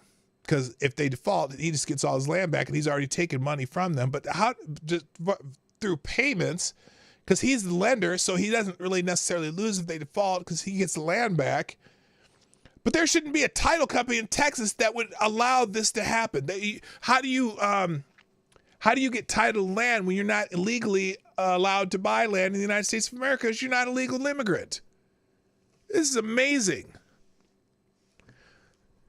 The caption, written in Spanish, roughly translates, still renting own land in the United States. Are you fucking kidding me? It encourages potential buyers to reach out to WhatsApp, known as a go-to app for millions of people who need to communicate internationally because it operates using an internet connection, bypassing traditional international calling restrictions and fees. Numerous posts are hashtag Estados Unidos. But in addition to marketing those who might want to own land in the United States, many of the development's employers appear to be foreign nationals living in Colombia and other Latin American countries, according to Terrenos Houston's LinkedIn profile. The plots of land come with nothing on them and at an affordable price. The current offer, which is 2 adjacent plots of land for $65,000, with the buyers responsible for constructing a place to live. Now that's interesting too. That's expensive for land in Texas, I would think. Any Texans in the house? That's expensive. I mean, because Texas housing is a lot cheaper than it is most other parts of the country. Man, one of my best friends who lived up here for a while moved to Texas, and he bought 3 times the house he could buy here for less than he bought for his house here in Minneapolis. I mean, he had this big sprawling, ranch house, like 6,500 square feet for less than he could buy a 1,800 square foot Rambler in the Twin Cities. This is amazing. Of course, the demand is probably high too, but I think he's ripping people off, man. The plots of land, okay. Likely due to a massive influx of migrants into Texas since President Joe Biden took office in 2021, Benson told the Daily Wire that Colony Ridge is in the midst of maybe its greatest boom ever. Do they have to prove that their asylum applications are going to get approved or they get kicked out? How does this work?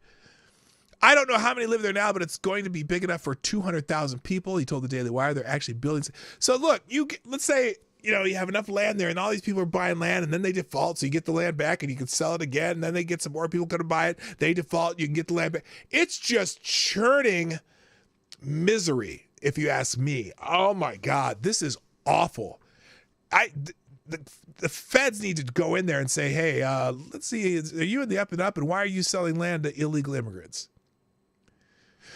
William Trey Harris, the developer, did not respond to a request for comment. Within days of the initial inquiry, however, an article was published by the Center Square featuring exclusive comment from both Harris and his attorney to push back against claims that Colony Ridge has become the largest illegal alien settlement in Texas.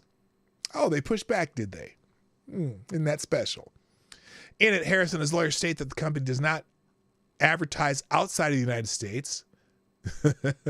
Why does he have people working from Colombia? But acknowledge that accommodations are made for applicants who may not have a social security number. Depending on the application, customers provide social security numbers, ITINs, Texas driver's license. Why do they have Texas driver's license? State IDs, passports, and other forms of identification. Harris explained to the outlet, which goes on to state that there is nothing illegal about non-citizens buying land in the United States and that property developers are not legally required to check immigration status. Really? Now, it's an interesting juxtaposition of sentences there. He says there's nothing illegal about non-citizens buying land in the United States and that property developers are not legally required to check immigration status. Well, why would you use those two sentences in the same phrase? So if they were required to check illegal immigration status or immigration status, let's say that the immigration status is not kosher. Is it illegal for non-citizens to buy land in the United States if their immigration status isn't quite up to its T's and Q's and dots and whatever else you put in the fucking paper? That's a bullshit answer. Now, the Center for Square reporter Bethany Blankley did not respond to a request for comment on how the story came about. Okay, so Benson, however, says that one of the reasons Colony Ridge is appealing is the thin law enforcement in the area.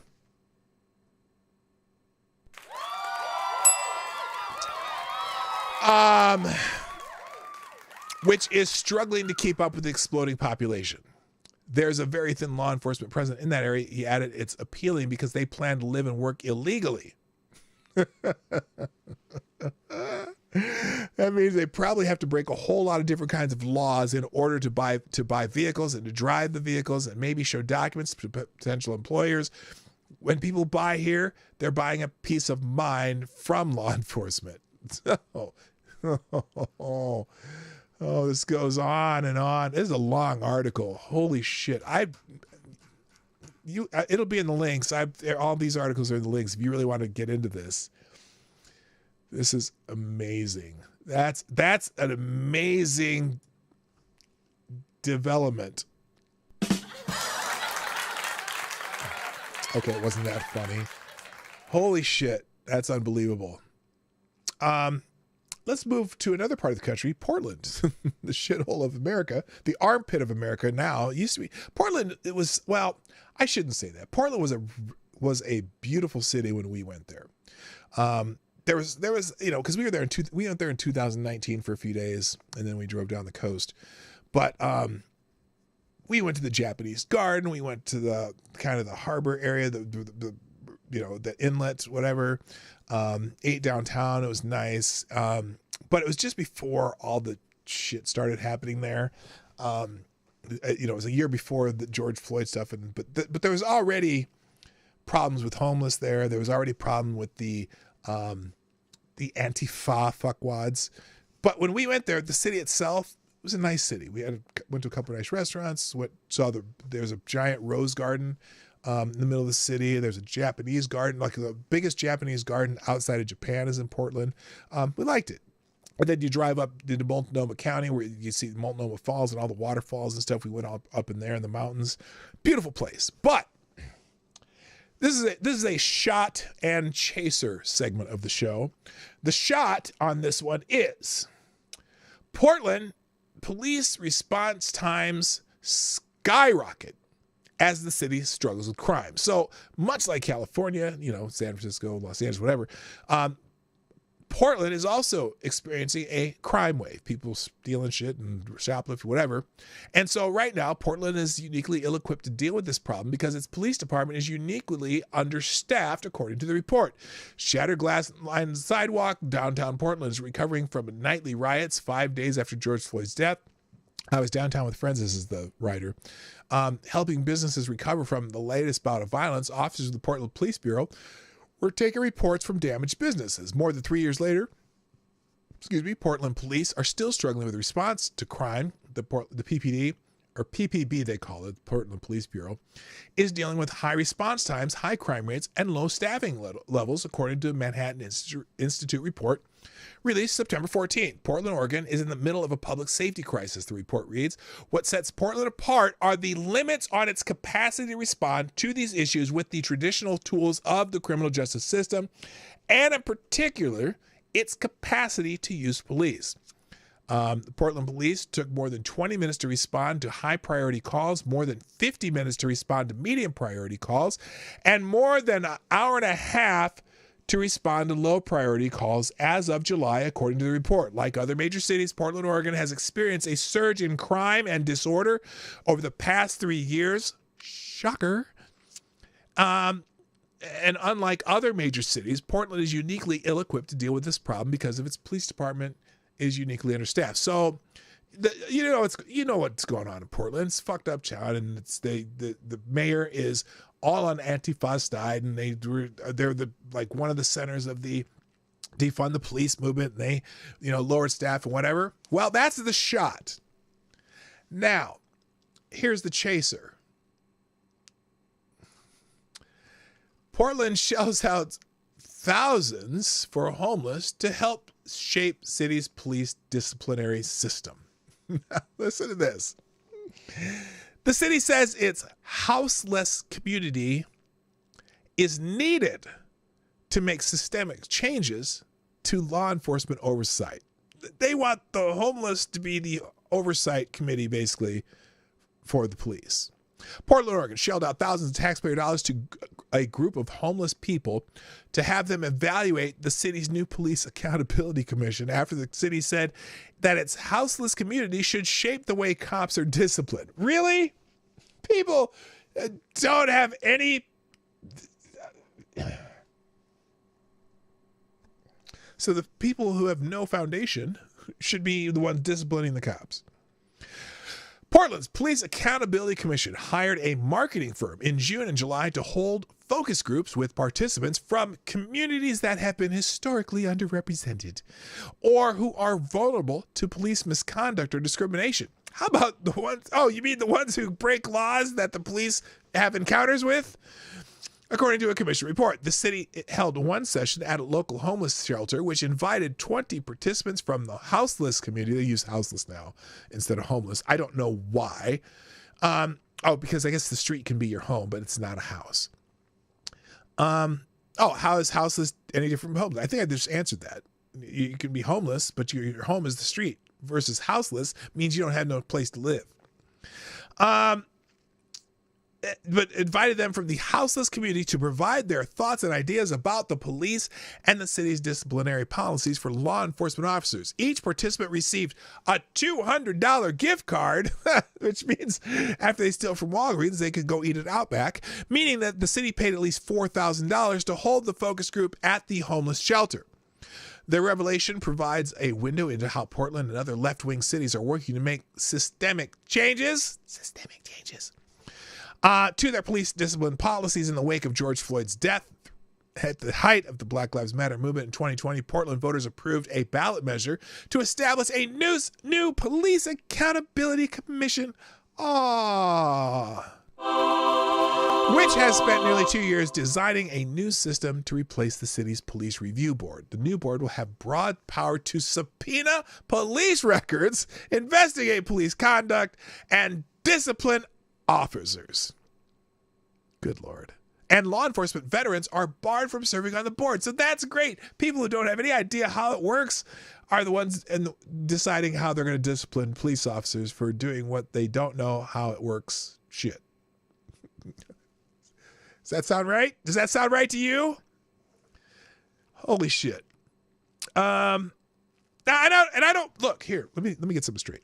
I don't necessarily think it's a bad idea necessarily to have police review boards that have the involvement of citizens. I think that's how a representative republic probably should work. You know, that not just the appointed cronies of some fucking politician get on that board, but the fact that you have nobody in law enforcement on that board is kind of dumb, if you ask me. That's dumb too. Maybe you'd have a kind of a wide variety of people on that board that include people who knew what the fuck was going on and could explain it to the dummies who don't. But, you know, it's just and then having a home list, the people who get moved the most. A majority of those participants, the commission concluded in its report, told the city that its police oversight system was ineffective. Well, those conversations reflected the systemic changes needed to build a safer and more just community for Portland citizens, the city said. But anyway, not all city officials are sold to the new commission. During a May city council meeting, some members expressed concern over the commission's legitimacy, with Portland Mayor Ted Wheeler arguing that the public will not take the body seriously if it does not include police officers. Oh my God, was that Ted Wheeler who actually said that? That's a shocker. He actually said something that made sense. City Council member Renee Gonzalez echoed those concerns, noting that voter sentiment on police accountability has changed since the summer of 2020, a year in which anti-police activists participated in fiery riots across the country following George Floyd's death. Okay, whatever. So, you have to make your own judgment on that stuff. I think it's a little nutsy. So I'm going to end the poll here.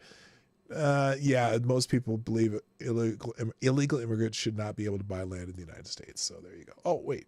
End poll. There you go. All right. Got a couple left here and we'll finish up. What did I have here? Oh, this is good news. We'll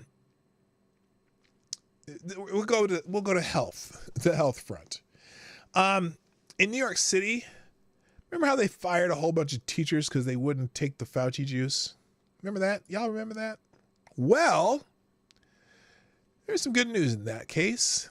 A New York judge has ruled that New York City teachers fired for turning down COVID-19 vaccines should get back pay.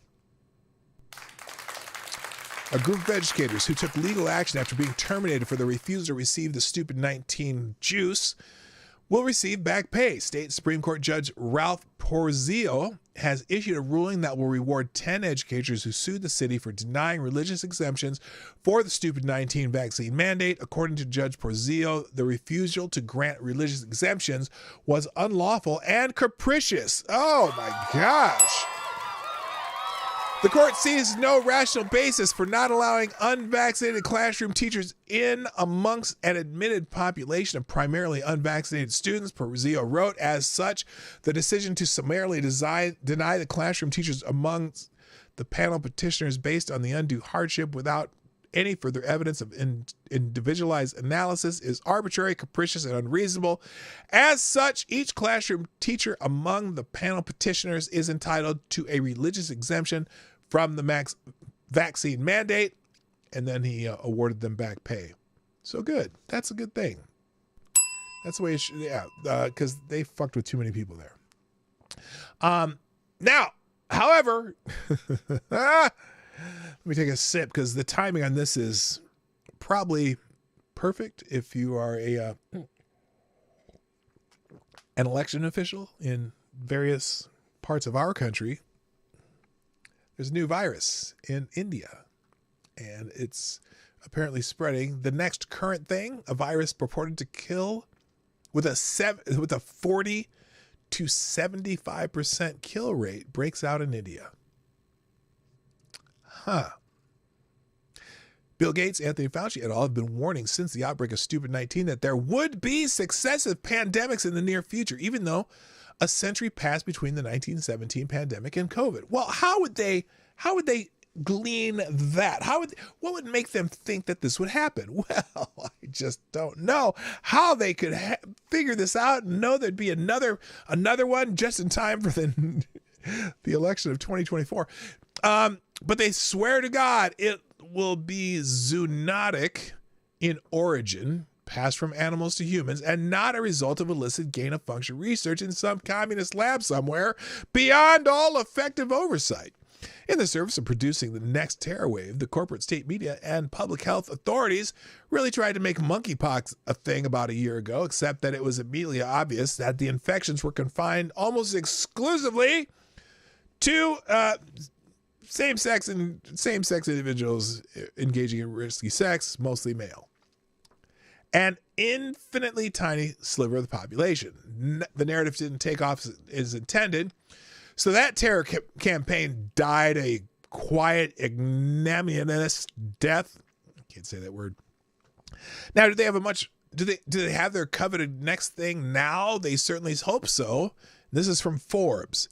Health officials in India have shuttered schools, offices, and public transport and are testing hundreds of people in an effort to track and contain an outbreak of Nipah virus, that has killed 2 people, but can kill as many as 3 or 4 people it infects, and has been flagged by experts as having the potential to seed a new pandemic. Nipah is a zoonotic virus, meaning it can spread from animals to humans and can infect humans through direct contact with infected animals as their bodily fluids or after eating contaminated food, such as fruit products contaminated with urine or saliva from infected bats. Wow. Let's not pick any fruit out of the bat cave. Okay. Between 40 to 75% of people infected with Nipah will die from the virus, health agencies estimate, with the specific rate depending on the outbreak and strength of local medical systems managing the disease. Long-term neurological conditions like seizures and personality changes have been reported among those who recover from encephalitis. Now, as of now, there are only 6 confirmed cases confined to the Indian state of Kerala, but the authorities have already instituted widespread lockdowns.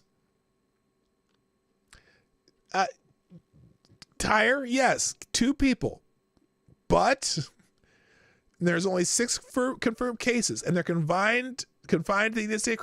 But authorities have already instituted widespread lockdowns.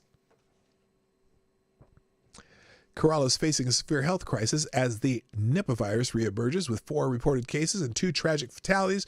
Recognizing the gravity of the situation, authorities have sounded the alarm in Kannur, Wayanad, and Malappuram. 7-gram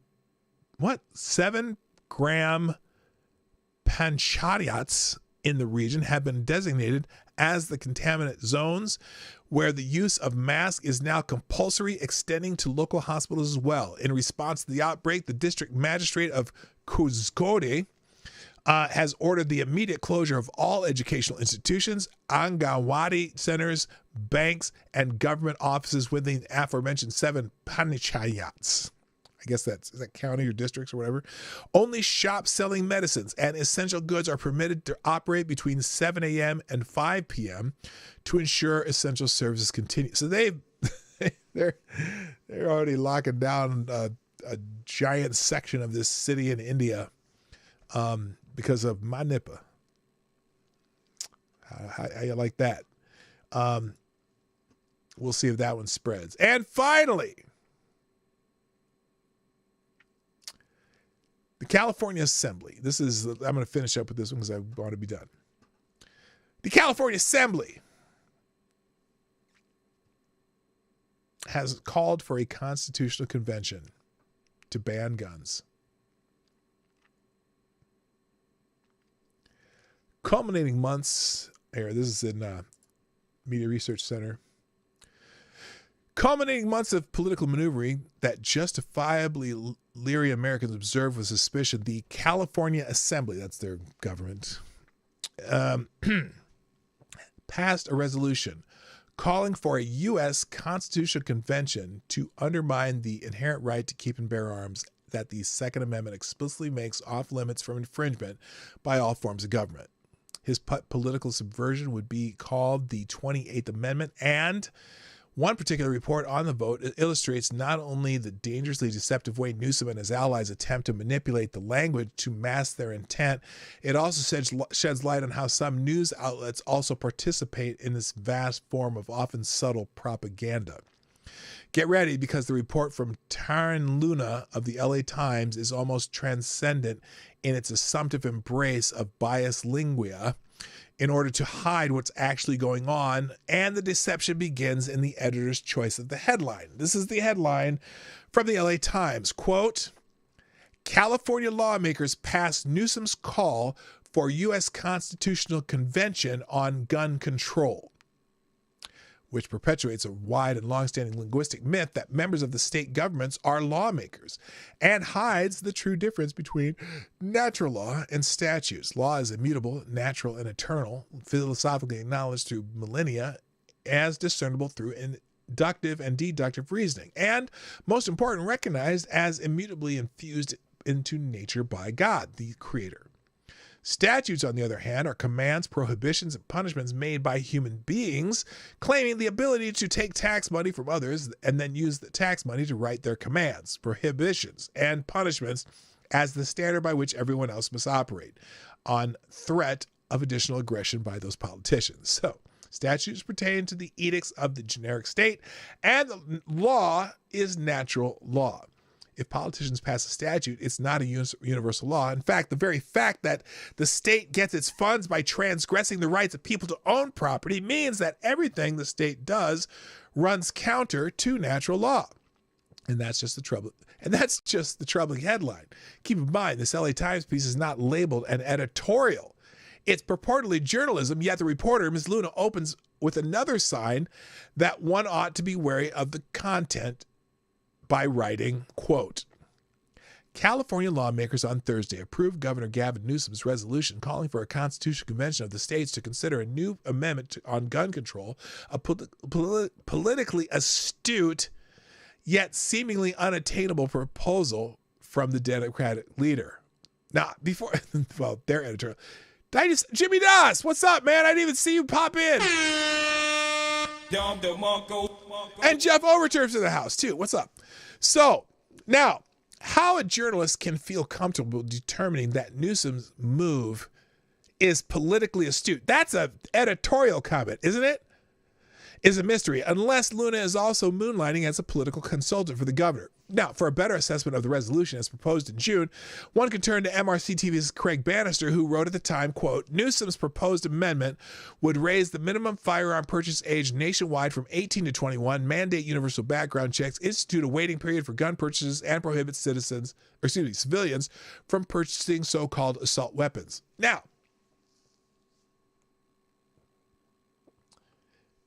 because he wants California to rule the land, which gives observers pause to recognize that such proposal indicates that any supporter of it tacitly is admitting that they cannot impose any of these rules and mandates or prohibitions without breaching the Second Amendment and, more deeply, infringing on the right to keep and bear arms, so they so clearly want to breach.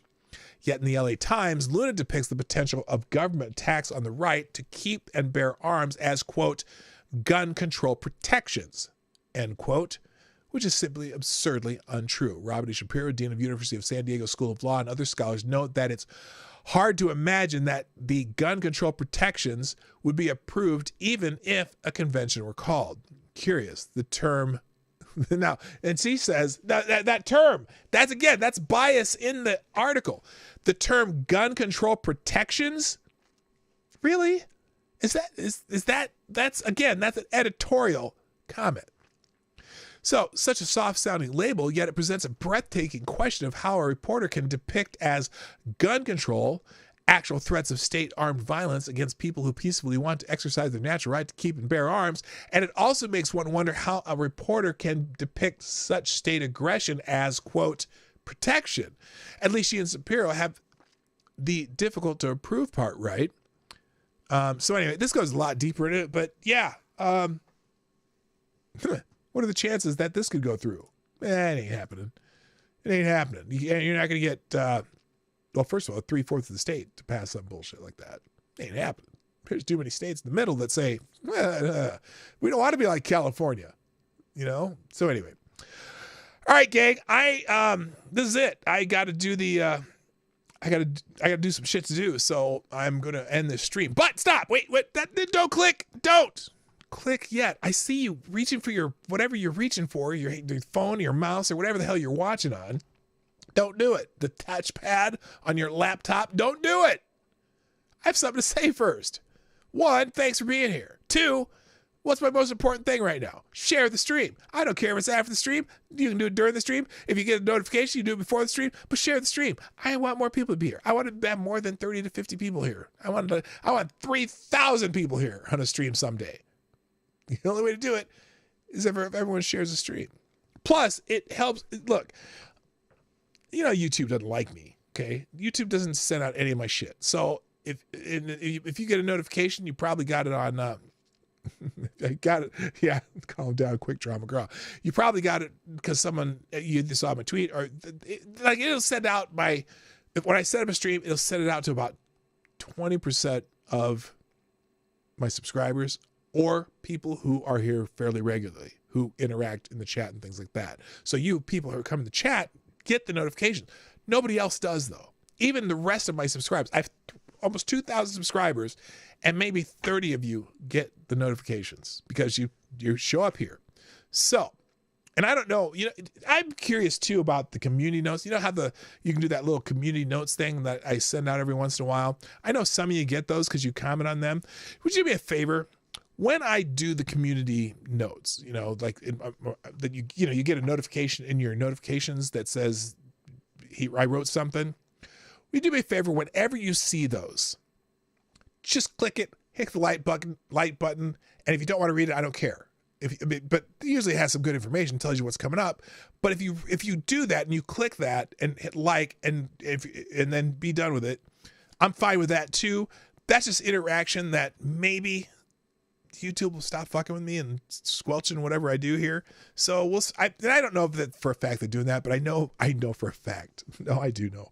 I know that when I first started YouTube, my little, what was it? James, the Google memo guy. Can't think of his name off the top of my head, but anyway, that video got me in trouble. And they took down the entire video, community guidelines, everything. And I appealed it, and they begrudgingly put it back up going, okay, this doesn't really, violate our community guidelines. But I'm like, this is in 2016 before they really got, before Adpocalypse and all that shit. But it's been shit ever since that day. 7 years of this. And I could start a whole new channel like Sinatra or some shit, but I don't want to do that. I don't want to have to go through that crap. Okay. I put a lot of work into this channel. I'm going to keep it. So, share the streams. If I do a community notes, do something. Demore, yes, James Demore. You did spell it right, James Demore. Thank you. I couldn't remember his last name, but anyway. All right, guys, share the stream. I'll see you next time, probably tomorrow. It should be around 10 Eastern, but lately when I'm stuck here at home and I got other stuff to do, and no, I'll be up early tomorrow, so I should be on time tomorrow. See that? Anyway, thanks for joining me. I got to go. Hit the like button before you go. My name's Dawg Knight, and I'm out of here. Bye-bye. Have a great day. Hey, this is Dawg Knight, and thank you for watching today on the Dawg Knight channel. If you have an observation or remark you'd like to make about this video or my channel, I absolutely welcome you to write it in the comment section down below. I really look forward to hearing from you. And before you go, if you like what you saw but you're not already subscribed, please make sure you hit the subscribe button and definitely click that bell that pops up afterwards so you'll be notified when I post new videos or when we go live. I broadcast my live show, The Morning Night Live, Monday through Friday at 10 o'clock Eastern, 9 o'clock Central. A special thank you to all the supporters of this channel who share our videos on social media and who make donations through Streamlabs, YouTube, Venmo, and Cash App, which are all linked in the description down below. Thanks again, and until next time, I'm P. Dawg Knight, and I'm out of here.